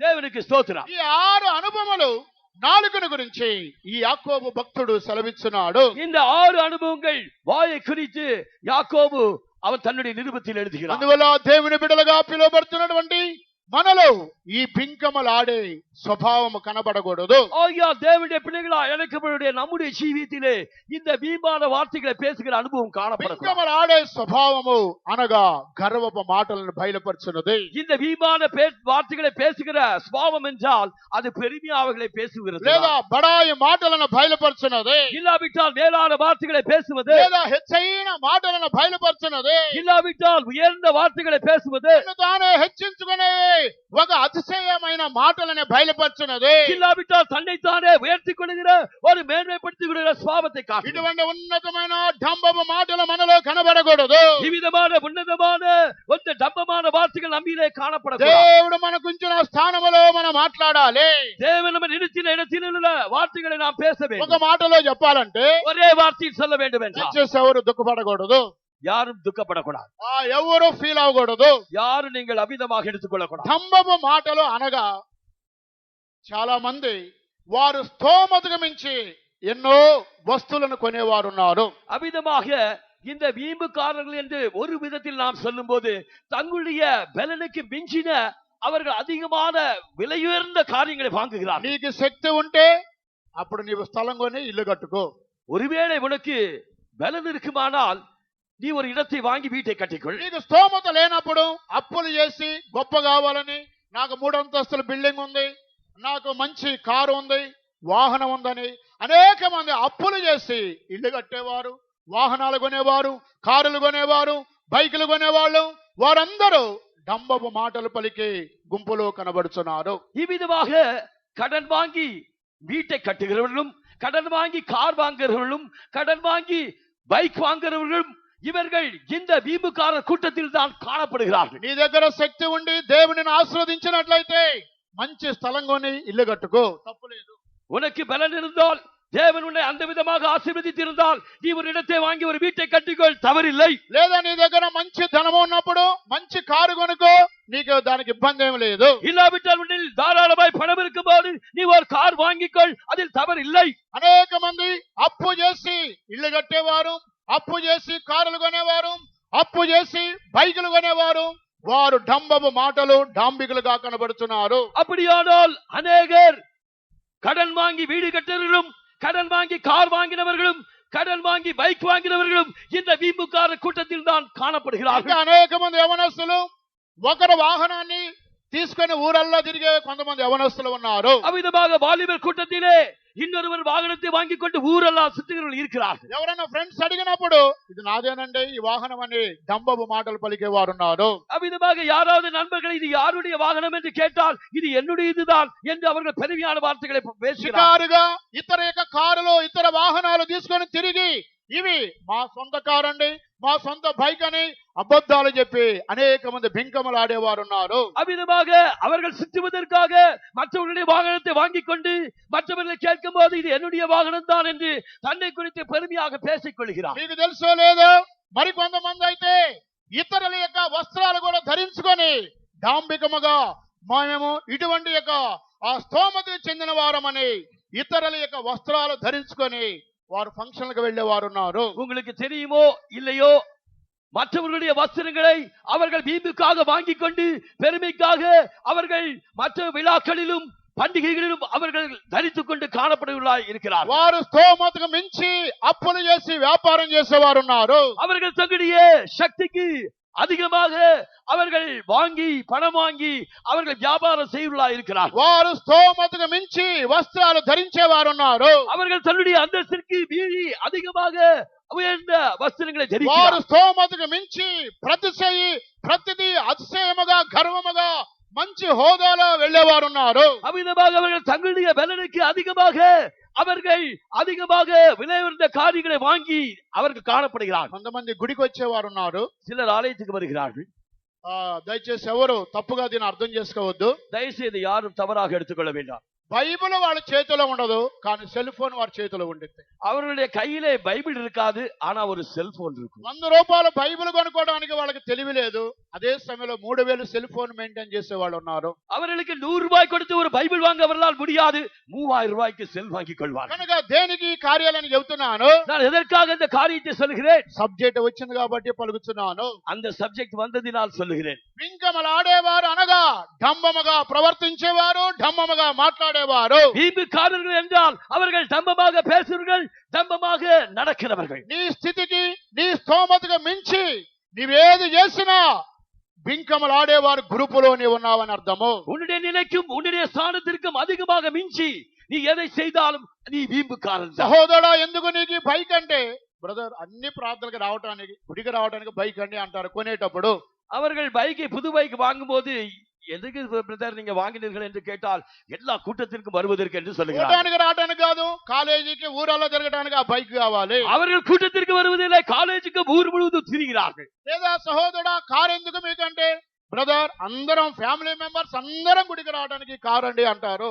இது எதற்காக உங்களுக்கு கார் என்று நாங்கள் கேட்கும் போது எங்கள் குடும்பத்தோடு ఆలయத்திற்கு வருவதற்கு என்று சொல்லுவார். ఆ తర్వాత కొన్న తర్వాత ఒక 2 రోజులు 3 రోజులు 4 వారాలు గుడికి పోతారు. ఆ తర్వాత ఇక ఆ కారు అన్ని కార్యాలకు ఉపయోగించుకుంటారు. அவ்விதமாக முதலாம் வாரம் 2ஆம் வாரம் என்று அவர்கள் ஆலயத்துக்கு வருவார்கள். அதற்கு பின்னதாக பார்த்தா எல்லாவற்றுக்கும் அதை தான் உபயோகிப்பார்கள். దేనికి కార్యాలని తెలియజేస్తున్నాము? எதற்காக இந்த காரியத்தை நான் அறிவிக்கிறேன்? మన శక్తికి, మన స్తోమతకు, మన యొక్క స్థితికి మించి ఏది మనము చేసినా బింకమలాడేవారు, డంబమ మాటలు పలికేవారు, డంబముగా ప్రవర్తించేవారు అంత్య దినములలో అంత్యక్రీస్తు యొక్క స్పిరిట్ వారిలో క్రియ చేస్తున్నది. நம்முடைய நிலைக்கும் நம்முடைய பலத்திற்கும் மிஞ்சி நாம் செய்கிற காரியங்கள் எல்லாம் நாம் பார்க்கும் போது நாம் வீம்புக்காரர் தான், டம்பமாக நடந்து கொள்வர்கள் தான், நம்பமாக பேசுவர்கள் தான், அந்த கிறிஸ்துவின் ஆவி உடையவர்கள் தான். వారు స్తోమతకు మించి లక్షల కొలది అప్పులు చేసేవారు ఉన్నారు. அவர்கள் தன்னுடைய நிலைக்கு அதிகமாக அவர்கள் லட்சக்கணக்கான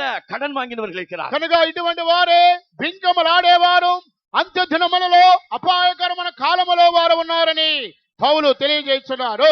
இவர்கள் தான் வீம்புக்காரர்கள், கடைசி காலங்களில் இப்படிப்பட்டவர்கள் சபைகளில் காணப்படுகிறார்கள் என்று அப்போஸ்தலனாகிய பவுல் எச்சரிக்கிறார். ఇటువంటి వార్తలు సరైన నిజమైన దేవుని బిడ్డల జీవితంలో ఉండకూడదు. இப்படிப்பட்ட காரியங்கள் சரியான தேவனுடைய பிள்ளையுடைய జీవితంలో కానపడకూడదు. సియోనులోను యెరూషలేములో ప్రవేశించే దేవుని బిడ్డల యొక్క మాటలు ఎలాగుండాలి? సియోనిலும் యెరూషలేములో ప్రవేశించిన దేవుని பிள்ளையுடைய వార్తలు ఎవిధంగా இருக்க வேண்டும்? ప్రకటన గ్రంథము 14వ అధ్యాయం 7వ వాక్యములో సియోనుని గురించి రాయబడి ఉన్నది. வெளிப்படுத்தின விசேஷம் 14వ அதிகாரம் 7వ వచనத்திலே సియోனை குறித்து எழுதப்பட்டிருக்கிறது. వారి నోట ఏ కపటము లేదని రాయబడి ఉన్నది. இவர்களுடைய வாயிலே கபடம் எதுவுமே இல்லை. సియోనులో ప్రవేశించే దైవజనుల నోట ఏ కపటము కూడా లేదు. సియోనుக்குள்ளே பிரவேசிக்கிற தேவ ஜனங்களுடைய வாயிலே கபடம் இல்லை. యెరూషలేములో ప్రవేశించే దేవుని బిడ్డల యొక్క వార్తలు ఎలాగుండాలి? அவ்விதமாகவே எருசலேமுக்குள் பிரவேசிக்கிற தேவனுடைய பிள்ளைகளுடைய வார்த்தைகள் எவ்விதமாக இருக்க வேண்டும்? ప్రకటన గ్రంథము 21వ అధ్యాయము 27వ వాక్యము. வெளிப்படுத்தின விசேஷம் 21ஆம் அதிகாரம் 27ஆம் வசனம். అసహ్యమైన దానిని, నిషిద్ధమైన దానిని, అబద్ధమైన దానిని జరిగించేవాడు అందులో ప్రవేశింపడు. தீட்டுள்ளதும் அருவருப்பையும் பொய்யையும் நடப்பிக்கிற எதுவும் அதிலே பிரவேசிப்பதில்லை. అబద్ధమైన దానిని జరిగించేవారు వారి యొక్క నాలుకతో డంబమ మాటలు పలికి అబద్ధమును పలికే దేవుని యొక్క జనుడు వారు నిత్యములో కనబడలేరు. பொய்யை நடப்பிக்கிற, பொய்யை பேசுகிற இவர்கள் அவர்கள் நித்தியத்திலே காணப்பட மாட்டார். అందువల్ల సియోను యెరూషలేములో ప్రవేశించే వారి యొక్క మాటలు విశేషముగా కనబడవలెను. ஆகையால் தான் சீயோன் எருசலேமுக்குள் பிரவேசிக்கிறவருடைய வார்த்தைகள் விசேஷமாக இருக்க வேண்டும். యేసు క్రీస్తు కూడా ఈ లోకములో ఉన్నప్పుడు, கர்த்தராகிய இயேசு கிறிஸ்து உலகத்தில் இருக்கும்போது నోరు తెరవవలసిన సమయములో ఆయన నోరు తెరిచాడు, నోరు తెరవకూడన సమయములో నోరు తెరవకుండా ఉన్నాడు. அவர் வாயை திறக்க வேண்டிய நேரத்தில் வாயை திறந்தார், திறவாதிருக்க வேண்டிய நேரத்தில் திறவாதிருந்தார். అవసరమైనప్పుడు నోరు తెరిచాడు, అవసరం లేనప్పుడు ఆయన నోరు తెరవలేదు. அவர் எப்பொழுது தேவை வந்ததோ அப்பொழுதுதான் தன் வாயை திறந்தார். எப்பொழுது தேவையில்லையோ திறக்கவில்லை. మత్తయి సువార్త 5వ అధ్యాయం 1వ వచనములో ప్రసంగము చేసేటప్పుడు జనుల మధ్యలో సువార్తను బోధించేటప్పుడు నోరు తెరిచి ఆయన మాట్లాడి ఉన్నాడు. இங்கே மத்தேயு சுவிசேஷம் 5ஆம் அதிகாரத்திலே அவர் மலையிலே ஜனங்களுக்கு பிரசங்கிக்க தொடங்கும் போது அவர் தன் வாயை திறந்து உபதேசித்தார். అవసరమైనప్పుడు ఆయన నోరు తెరిచి మాట్లాడాడు. அவர் தேவையான போதுதான் தன் வாயை திறந்து அவர் பேசினார். అపోస్తల కార్యములు 8వ అధ్యాయము 32లో ఆయన నోరు తెరవలేదు. அப்போஸ்தலர் நடவடிக்கைகள் 8ஆம் அதிகாரம் 32ஆம் வசனத்திலே அவர் வாய் திறக்கவில்லை. నోరు తెరవడానికి ఒక సమయం ఉన్నది, నోరు మూయడానికి ఒక సమయం ఉన్నది. வாயை திறக்க ஒரு நேரம் உண்டு, வாயை மூட ஒரு நேரம் உண்டு. నీవు నేను కూడా నోరు తెరవవలసిన సమయంలో నోరు తెరవాలి. ஐயோ, நீயும் நானும் கூட நம்முடைய வாயை திறக்க வேண்டிய நேரத்தில் தான் திறக்க வேண்டும். దేవుని స్తుతించేటప్పుడు మహిమపరిచేటప్పుడు నోరు తెరిచి దేవుని స్తుతించాలి. நாம் தேவனை ஸ்துதிக்கும் போது நம்முடைய வாயை திறந்து நாம் தேவனை ஸ்துதிக்க வேண்டும். శత్రువుల మధ్యలో దుష్టుల యొక్క మధ్యలో నోరు మూసుకొని మనం ఉండాలి. இந்த சத்துருக்கள் மத்தியிலே துஷ்டர்கள் மத்தியிலே நாம் வாயை மூடிக்கொண்டு இருக்க வேண்டும். దుష్టుల మధ్యలో నా నోటికి నేను చిక్కము పెట్టుకొని ఉన్నానని భక్తుడు సెలవిస్తున్నాడు. பொல்லாதவர்கள் மத்தியிலே என்னுடைய வாய்க்கு நான் கடிவாளம் போட்டேன் என்று பக்தன் சொல்கிறார். నీవు దేవుని మందిరమునకు వెళ్ళేటప్పుడు నీ మాటలు కొద్దిగా ఉండాలి. நீ தேவனுடைய ஆலயத்திற்கு போகும்போது உன்னுடைய வார்த்தைகள் சொற்பமாய் இருப்பதாக. ప్రియమైన సహోదరి సహోదరా, பிரியமான சகோதரரே சகோதரியே, యేసు త్వరలో రాబోతున్నాడు. நம்முடைய இயேசு சீக்கிரமாய் வரப்போகிறார். అంత్య దినములలో పింకమలాడేవారు సంఘములో ఉంటున్నారు. கடைசி காலத்திலே வீம்புக்காரர்கள் சபையில் தான் இருக்கிறார்கள். ఈ పింకమలాడేవారే డంబపు మాటలు పలికేవారు. இந்த வீம்புக்காரர்கள் தான் தம்பமாய் பேசுகிறவர்கள். వారే బడాయి మాటలు పలికేవారు. அவர்கள் தான் பெருமையாக பேசுகிறவர்கள். వారు హెచ్చయిన మాటలు పలికేవారు. அவர்கள் தான் மேன்மையாக பேசுகிறவர்கள். వారు గర్వపు మాటలు పలికేవారు. அவர்கள் தான் பெருமையாக பேசுகிறவர்கள். వారు స్తోమతకు మించి వారు మాట్లాడేవారు. அவர்கள் தான் தங்களுடைய நிலைக்கு மிஞ்சி பேசுகிறவர்கள். వారి స్థితికి మించి ప్రతి కార్యాన్ని చేసేవారు. அவர்கள் தங்களுடைய நிலைக்கு மிஞ்சி அவர்கள் எல்லா காரியத்தையும் செய்கிறவர்கள். ఉదయకాల సమయంలో ఈ పింకమలాడేవారి గుంపులు మీలో ఎంతో మంది కనబడుతున్నారు. இந்த கால வேளையிலே இந்த வீம்புக்கார கூட்டத்தில் உங்களில் எத்தனை பேர் காணப்படுகிறீர்கள்? మీ స్తోమతకు శక్తికి మీ స్థితికి మించి ప్రవర్తించి జీవించేవారు ఎంతమంది ఉన్నారు? உன்னுடைய ஸ்தானத்திற்கும் உன்னுடைய நிலைக்கும் அதிகமாக மிஞ்சி நீ நடத்திக் கொள்கிறாயா? కనుక అంత్య దినాలలో ఇటువంటి స్వభావం పింకమలాడేవారు అంత్యక్రీస్తు యొక్క స్పిరిట్ అని గ్రహించాలి. ஆகையால் இப்படி வீம்புக்காரர்கள் கடைசி காலத்திலே அவர்கள் அந்தி கிறிஸ்துவின் ஆவியை உடையவர்கள் என்றார். అటువంటి ఆత్మ దేవుని బిడ్డల్లో క్రియ చేయకూడదు. அப்படிப்பட்ட ஆவி தேவனுடைய பிள்ளைகளுக்குள்ளே கிரியை செய்யக்கூடாது. సలోమోను జ్ఞానం చెప్పిన విధముగా దేవుని బిడ్డలకి యోగ్యమైనటువంటి మాట్లాడే వారిగా మనం ఉండాలి. சாலமோன் ஞானி சொன்ன வண்ணமாக தேவனுடைய பிள்ளைகள் அவர்கள் தகுதியான வார்த்தைகளை பேசுவதா இருக்க வேண்டும். పింకమలాడే వారి యొక్క గ్రూపులో దేవుని యొక్క జనులు ఎవరు కనబడకూడదు. வீம்புக்காரர் கூட்டத்திலே தேவனுடைய ஜனங்கள் யாரும் காணப்படக்கூடாது. గర్వపు మాటలు పలికే వారిలో ఎవరు ఉండకూడదు. பெருமையான வார்த்தைகளை பேசுகிற கூட்டத்தில் யாரும் இருக்கக்கூடாது. గర్వపు మాటలు పలికే గుంపులో ఎవరు ఉండకూడదు. உயர்வான வார்த்தைகளை பேசுகிற கூட்டத்தில் காணப்படக்கூடாது. తానే అతిశయించుకొని గర్వపడి హెచ్చైన మాటలో ఎవరు ఉండకూడదు. நம்மையே மேன்மைப்படுத்தி பெருமையான வார்த்தைகளை பேசுகிற கூட்டத்தில் காணப்படக்கூடாது. ఆరోగ్యకరమైన వార్తలు మాట్లాడే వారిగా మనం ఉండాలి. ஆரோக்கியமான வார்த்தைகளை பேசுகிற கூட்டத்தில் நாம் యోగ్యకరమైన మాటలు పలికే వారిగా మనం ఉండాలి. தகுதியான வார்த்தைகளை பேசுகிற கூட்டத்தில் நாம் இருப்போம். దేవుని చిత్తమైన మాటలు పలికే వారిగా మనం ఉండాలి. தேவனுடைய சித்தத்தை பேசுகிற வார்த்தைகள் நம்மிடத்திலே இருக்கட்டும். మనం ఎంతగా తగ్గించుకుంటున్నామో అంతగా దేవుడు మనల్ని హెచ్చింపబోతున్నాడు. நாம் எவ்வளவாய் நம்மை தாழ்த்துகிறோமோ அவ்வளவாய் தேவன் நம்மை உயர்த்த போகிறார். అంత్య దినాలలో అపాయకరమైన కాలములు వచ్చునని పౌలు తిమోతికి తెలియజేస్తున్నాడు. கடைசி காலத்திலே கொடிய காலங்கள் வரும் என்று அப்போஸ்தலனாகிய பவுல் தீமோத்தேயுக்கு எச்சரிக்கிறார். ఈ పింకమలాడేటువంటి స్వభావము ఒకవేళ ఎవరిలో ఉన్నట్లయితే అది ఒక దినం నీకు అపాయాన్ని తెస్తుంది. ஒருவேளை இந்த வீம்புக்காரத்தனம் உங்களில் யாருக்காவது இருக்கும் என்றால் இந்த கடைசி காலத்திலே அது உனக்கு ஆபத்தை உண்டாக்கும். కనుక ఆ పింకమలాడే యొక్క స్వభావం ఉన్నట్లయితే ఆ స్వభావము నీ ఆత్మీయ జీవితాన్ని నష్టం చేస్తున్నది. ஒருவேளை வீம்புக்காரத்தனம் இந்த சுபாவம் முன்னிலே இருக்கும் என்றால் அது உன்னுடைய ஆவிக்குரிய ஜீவித்தை அழித்து போடும். ఆ పింకమలాడే స్వభావము నుండి విడుదల పొంది క్రీస్తు యొక్క స్వభావము మనలో కనబడాలి. இந்த வீம்புக்கார சுபாவத்திலிருந்து நாம் விடுதலை பெற்று கிறிஸ்துவின் சுபாவம் நம்மிலே காணப்பட வேண்டும். మీలో ఎంతమందికి డంబపు మాటలు అతిశయ మాటలు, గర్వపు మాటలు, బడాయి మాటలు, హెచ్చైన మాటలు కలిగిన వారు మీలో ఎంతమంది ఉన్నారు? இவ்விதமாக உங்களுக்குள்ளே பெருமையான வார்த்தைகளையும் இந்த மேன்மையான வார்த்தைகளையும் இந்த வீமான வார்த்தைகளையும் டம்பமான வார்த்தைகளை பேசுகிற எத்தனை பேர் இருக்கிறீர்கள்? అవి మన ఆత్మీయ జీవితాన్ని నష్టపరుచున్నవే. அவைகளெல்லாம் உங்களுடைய ஆவிக்குரிய ஜீவித்தை நஷ்டப்படுத்துகிறது. అది అంత్యక్రీస్తు యొక్క వార్తలైంటున్నవే. அவை எல்லாம் அந்தி கிறிஸ்துவின் வார்த்தைகளாய் இருக்கிறது. అంత్యక్రీస్తుకి, ఆ మృగానికి, ఆ డంబము మాటలు పలికే నోరు దానికి ఇవ్వబడినది. அந்த கிறிஸ்துவுக்கும் அந்த கொடிய மிருகத்திற்கும் அந்த தூஷணமான வார்த்தைகளை பேசுகிற வாய் கொடுக்கப்பட்டது. కనుక మనకి దేవుడు అటువంటి నోరు ఇవ్వలేదు. ஆனால் நமக்கு அப்படிப்பட்ட வாய் தேவன் தரவில்லை. మనకి ఇచ్చిన నోరు విశేషమైనది. நமக்கு கொடுக்கப்பட்ட வாய் விசேஷமானது. అందువల్ల నీ యొక్క నోటిలో మధు క్షీరములు కనబడాలి. ஆகையால் தான் உன்னுடைய வாயிலே தேனும் பாலும் காணப்பட வேண்டும். దేవుని యొక్క రాజ్యమును గురించినటువంటి ఒక విశేషమైన శక్తి, జ్ఞానము మనకు అవసరమైంటున్నది. இதே தேவனுடைய ராஜ்யத்துக்கு அடுத்த விசேஷமான பலமும் ஞானமும் உனக்கு இருக்க வேண்டும். దేవుని బిడ్డలకు ఉండవలసినటువంటి వార్తలు మనము కలిగి జీవించి ప్రభు రాకడ సిద్ధపడకు ప్రభు మనకు సహాయం చేయనుగా. தேவனுடைய பிள்ளைகளுக்கு தகுதியான வார்த்தைகளை பேசுகிறவர்களாய் நாம் காணப்பட்டு கர்த்தருடைய வருகைக்கு நாம் ஆயத்தமாகி சேர்க்கப்படுவோம். అపవిత్ర పెదవులను అగ్ని తాకిన రీతిగనే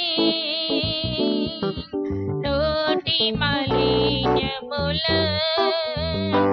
అగ్నితో శుద్ధి చేయు దేవా. అపవిత్ర పెదవులను అగ్ని తాకిన రీతిగనే నోటి మాలిన్యముల అగ్నితో శుద్ధి చేయు దేవా.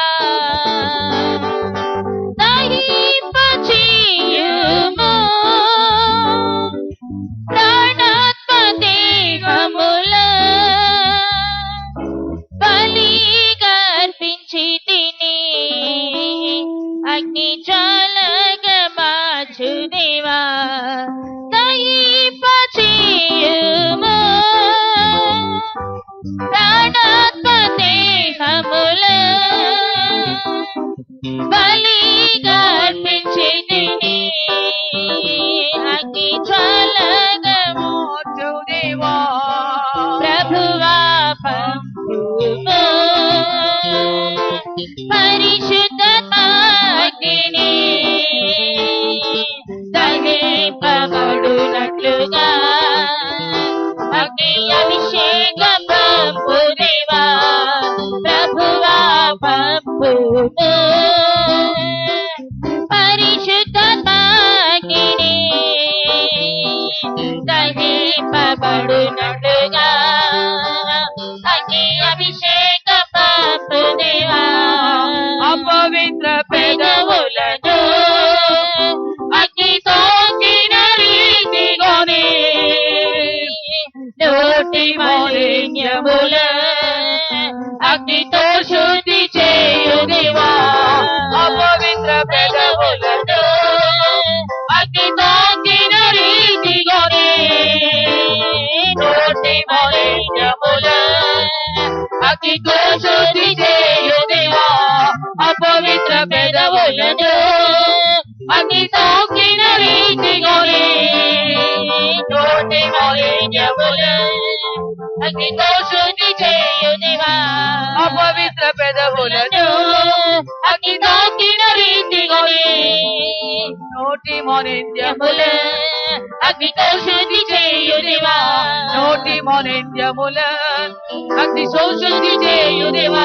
కల్మషరహితమైన సంగముగా మార్చి సుందర సీయోనులో యుగ యుగములు నిల్పు దేవా.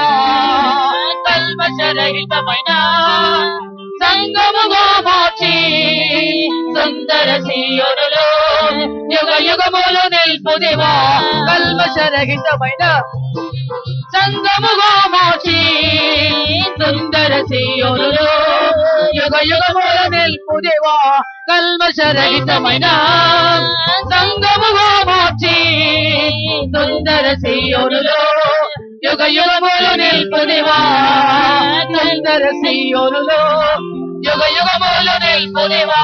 సుందర సీయోను యుగ యుగములు నిల్పు దేవా సుందర సీయోనులో, యుగ యుగములు నిల్పు దేవా సుందర సీయోనులో, యుగ యుగములు నిల్పు దేవా సుందర సీయోనులో, యుగ యుగములు నిల్పు దేవా.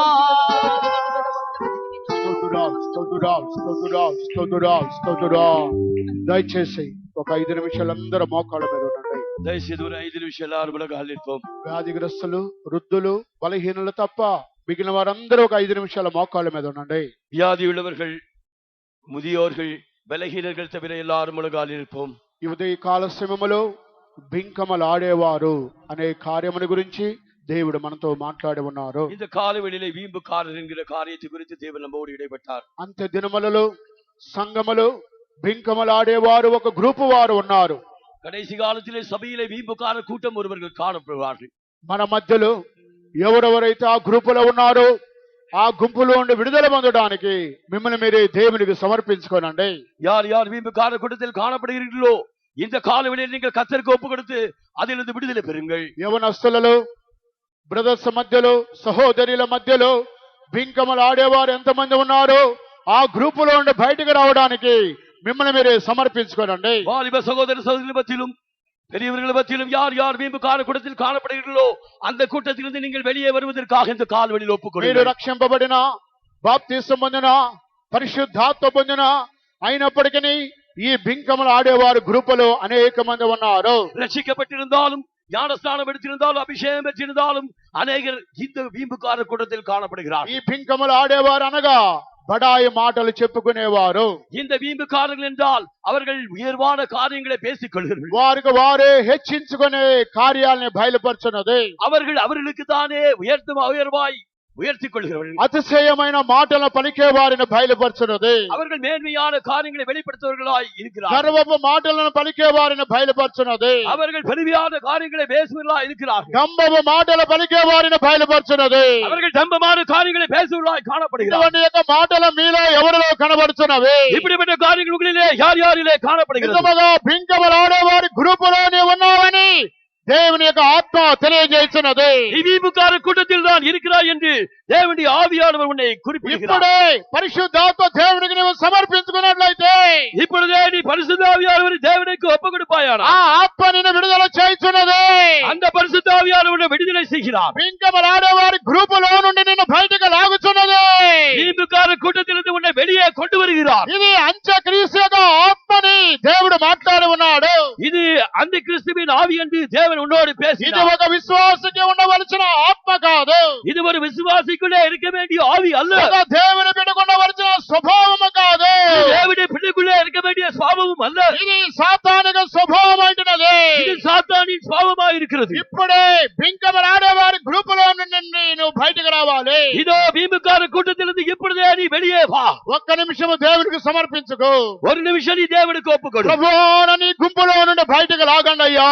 கர்த்தாவே இந்த கூட்டத்திலிருந்து நான் வெளியே வர வேண்டும் ஐயா. ప్రభు అంత్య దినములలో అనేక మంది గుంపులో ఉంటున్నారయ్యా. கர்த்தாவே கடைசி காலத்திலே அநேகர் இந்த கூட்டத்திலே இருக்கிறார். నేను ఈ గ్రూపులో ఉండకూడదు ప్రభు. கர்த்தாவே நான் இந்த வீம்புக்கார கூட்டத்தில் இருக்க கூடாது. ప్రభు మీ యొక్క వాక్యమనే పాలు ద్వారా, తేనె ద్వారా నన్ను బయటకు లాగండి. இதோ உம்முடைய வசனத்தின் மூலமாக என்னை வெளியே கொண்டு வாரும் మీ ஐயா. యొక్క అభిషేకము ద్వారా నన్ను విడుదల చేయండి ప్రభు. உம்முடைய அபிஷேகத்தின் மூலமாகவே என்னை விடுவியும் ஐயா. ఈ యొక్క బింకములు ఆడేవారి గ్రూపులో నేను ఉండకూడదు ప్రభు.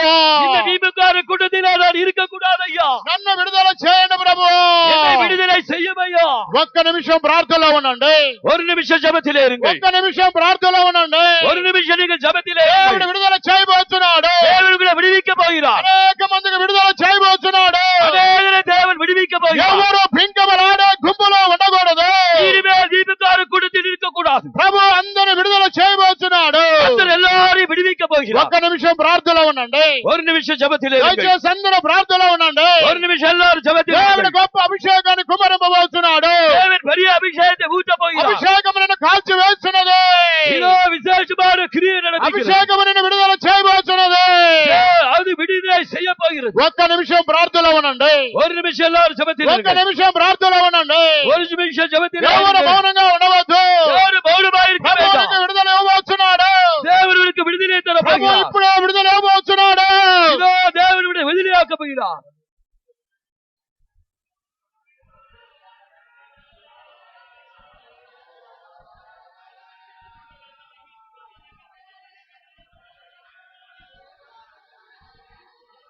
హల్లెలూయా. స్తోత్రం, స్తోత్రం, స్తోత్రం, స్తోత్రం. దయచేసి నోరు తెరిచి ప్రార్థనలో ఉండడం, మౌనంగా ఉండవద్దు. தயவுசெய்து வாயை திறந்து எல்லாரும் ஜெபம் பண்ணுங்கள், மௌனமாக అందరూ నోరు తెరిచి ప్రార్థనలో ఉండడం. எல்லாரும் வாயை திறந்து செவியுங்கள். హల్లెలూయా. స్తోత్రం, స్తోత్రం, స్తోత్రం, స్తోత్రమయ్యా. దేవా స్తోత్రం, స్తోత్రం, స్తోత్రం, స్తోత్రం, స్తోత్రం, స్తోత్రం.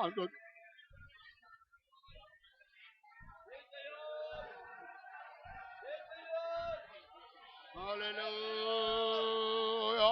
స్తోత్రం, స్తోత్రం, స్తోత్రం, స్తోత్రమయ్యా. హల్లెలూయా. స్తోత్రం, స్తోత్రమయ్యా. Praise the Lord. స్తోత్రం, స్తోత్రం, స్తోత్రం, స్తోత్రం, స్తోత్రం, స్తోత్రమయ్యా. హల్లెలూయా. స్తోత్రం, స్తోత్రం, స్తోత్రం, స్తోత్రం, స్తోత్రం, స్తోత్రం. ప్రభువా పంపుము పరిశుద్ధతాగ్నిని దహింపబడునట్లుగా అగ్ని అభిషేకం పంపుదివా. ప్రభువా పంపుము పరిశుద్ధతాగ్నిని దహింపబడునట్లుగా అగ్ని అభిషేకం పంపుదివా. ప్రభువా పంపుము పరిశుద్ధతాగ్నిని దహింపబడునట్లుగా అగ్ని అభిషేకం పంపుదివా. ప్రభువా పంపుము పరిశుద్ధతాగ్నిని దహింపబడునట్లుగా అగ్ని అభిషేకం పంపుదివా. ప్రభువా పంపుము పరిశుద్ధతాగ్నిని దహింపబడునట్లుగా అగ్ని అభిషేకం పంపుదివా. దహింపబడునట్లుగా అగ్ని అభిషేకం పంపుదివా. దహింపబడునట్లుగా అగ్ని అభిషేకం పంపుదివా. దహింపబడునట్లుగా అగ్ని అభిషేకం పంపుదివా. హల్లెలూయా. స్తోత్రం, స్తోత్రం, స్తోత్రం, స్తోత్రం, స్తోత్రమయ్యా. హల్లెలూయా. స్తోత్రం, స్తోత్రం, స్తోత్రం. ప్రభు మన కూటమిని ఆస్వాదించిన దయగొరకై స్తోత్రించదము. స్తోత్రం, స్తోత్రం, స్తోత్రం. తీసుకొచ్చిన జనులందరి కొరకై స్తోత్రించదము. స్తోత్రం, స్తోత్రం, స్తోత్రం. పాటల ద్వారా, అభిషేకం ద్వారా, సాక్ష్యం ద్వారా, వర్తమానము ద్వారా ప్రభు క్రియ చేసిన దయకొరకై స్తోత్రించదము. స్తోత్రం, స్తోత్రం, స్తోత్రం, స్తోత్రం. ఈ యొక్క అంత్య దినములలో దేవునికి జనులలో ఎటువంటి స్వభావాలు కలిగి ఉంటున్నారు అనే ఒక అనుభవమును పౌలు దినాలలో మనతో మాట్లాడిన దయకొరకై స్తోత్రించదము. స్తోత్రం, స్తోత్రం, స్తోత్రం. స్వార్థ ప్రియులు, ధనాపేక్ష ప్రియులు, భోజన ప్రియులు, బింకమలాడేవారు, ఇటువంటి స్వభావాలు కలిగిన మనుషులు సంఘములో ఉంటున్నారు. వారి మధ్యలో నుండి బయటికి వచ్చుటకు దేవుడు సహాయం చేయనట్లుగా స్తోత్రించదము. స్తోత్రం, స్తోత్రం, స్తోత్రం, స్తోత్రం, స్తోత్రం, స్తోత్రం, స్తోత్రం, స్తోత్రం, స్తోత్రం. ఈ బింకమలాడేవారు, హెచ్చైన మాటలు పలికేవారు, డంబము మాటలు పలికేవారు, గర్వము మాటలు పలికేవారు, అతిశయమైన మాటలు పలికేవారు, గొప్పలు చెప్పుకునేవారు, బడాయి మాటలు మాట్లాడేవారు, ఇటువంటి గుంపులో నుండి దేవుడు విడుదల చేయనట్లుగా స్తోత్రించెదము. స్తోత్రా, స్తోత్రా. అంత్యక్రీస్తుకు సంబంధించిన మాటల్లో నుండి విడుదల చేయనట్లుగా స్తోత్రించెదము. స్తోత్రా, స్తోత్రా, స్తోత్రా. క్రీస్తు సంఘం యొక్క పెండ్లి కుమార్తె తగిన రీతిలో అటువంటి మాటలు కలిగి జీవించుటకు దేవుడు సహాయం చేయనట్లుగా స్తోత్రించెదము. తండ్రి, కుమార, పరిశుద్ధాత్మ దేవుని కొరకై స్తోత్రించెదము. స్తోత్రా, స్తోత్రా. ప్రార్థించండి. పరిశుద్ధమైన మా దేవాయ కొరకు స్తోత్రం తండ్రి. గడిచిన వారం మమ్మల్ని కంటి పాపలే కాచి కాపాడి మీ కృపలో భద్రపరిచి ఈ సంవత్సరం 3 నెలల 3వ పునరుద్ధానం మంది సమకూరాడు మాకు గొప్ప తండ్రి కొరకై స్తోత్రం. మీరు మా యొక్క జీవితంలో చేసే సమస్త మేలుపకారం కొరకు స్తోత్రం. మమ్మల్ని నడిపించిన మార్గం కొరకు స్తోత్రం తండ్రి ప్రభువా. ఉదయకాల విసంధానం చేరిన ఆత్మతో సత్యంతో సేవించుటకు మాకు చిన్న గొప్ప ధన్యత కొరకు స్తోత్రం. ఆరాధన నుంచి మీరు భావించండి స్తోత్రం. మాకు ఇచ్చిన మీ ఆలోచన కొరకు స్తోత్రం. నిజమే మా యొక్క జీవితంలో అనేక సందర్భాలు ప్రభువా స్వామి విశ్వాసులన్నీ దేవుని బిడ్డలని పేరు పెట్టినప్పుడు డబ్బపు మాటలు డబ్బపు క్రియలు అనేకమైన దుష్ట కార్యమాలు కనబడిచిన ఈ దినములు మీరు హెచ్చరించిన వాక్కుల కొరకు స్తోత్రం తండ్రి ప్రభువా. మీ హెచ్చరికలు విని దాని ప్రకారం మా జీవితాన్ని మార్చుకొని దిద్దుకొని వాటి ధన్యుడుగా తండ్రి స్తోత్రం. కాబట్టి నీ వాక్కు ప్రకారం మా యొక్క జీవితం బంధువులను పరిశీలించుకొని ప్రభావ నీకు ఇష్టమైన స్వభావాన్ని తీసి పారవేడికి మా కృపద ఇచ్చండి స్వామి. నీకు స్తోత్రం తండ్రి. నువ్వు కోర్చున్న ఒక దివ్య స్వభావంతో అనుదిన మమ్మల్ని నడిపించండి స్వామి స్తోత్రం. నువ్వు కోర్చున్న ఒక పరిశుద్ధ జీవితం మమ్మల్ని నడిపించండి స్వామి. నీకు స్తోత్రం తండ్రి ప్రభావ. నీకు ఇష్టమైన కార్యములు ఏమన్నా నీ పరిశీలించుకొని వాటిని పారవేసి దానిని విడుదల పొందుటకు ప్రతి బిడ్డకి మీరు కృపద ఇచ్చండి స్వామి స్తోత్రం. మీ ఆత్మ ద్వారా మీ అభిషేకం అటు విడుదల ఇచ్చండి స్వామి. నీకు స్తోత్రం తండ్రి ప్రభు. ఇంకొన్ని సేవలు మీరు కట్టలేపండి గొప్ప కార్యం చేయండి స్వామి. సంఘం మీరు ఆశ్రయించండి స్వామి స్తోత్రం. అయినా స్వామి మమ్మల్ని పిలిచిన పిలుపుని ఏర్పాటు గ్రహించుకొని నిష్కళంకమైన ఒక జీవితం చేయడం మాకు సహాయం చేయండి స్తోత్రం. ఈ వారం అంతా కృపలో కాచి కాపాడు భద్రపరచము. సేవకు సరిగ్గా విశాలపరచండి స్వామి స్తోత్రం. మా గన్నుంచిన స్థలం మంది అసలు సమర్పిస్తాను స్తోత్రం. అంట్లో ఆటను తొలగించి ప్రభావ మీరు మా ముందుగా వెళ్ళి గొప్ప కార్యం చేస్తే మాకు ముందుగా స్తోత్రం తండ్రి ప్రభావ ఆమె స్తోత్రం. విశ్వాసనాలు మీ సముఖులు ప్రార్థించిన తండ్రి స్తోత్రం. మా ప్రార్థన మీరు ఆలోచించారు కనుక స్తోత్రం ప్రభావ స్వామి. కార్యములు చేసి మీకు నాన్న మీరు మహింపరుస్తుంది స్తోత్రం. తగ్గించుకొని సమర్పిస్తాను స్తోత్రం. విచిత్రమైతే కన్నుంచిన కూడా సహాయం చేయము. ఆ దినములన్నీ ప్రభావ స్థిరపరచండి స్వామి. నీకు స్తోత్రం తండ్రి ప్రభావ.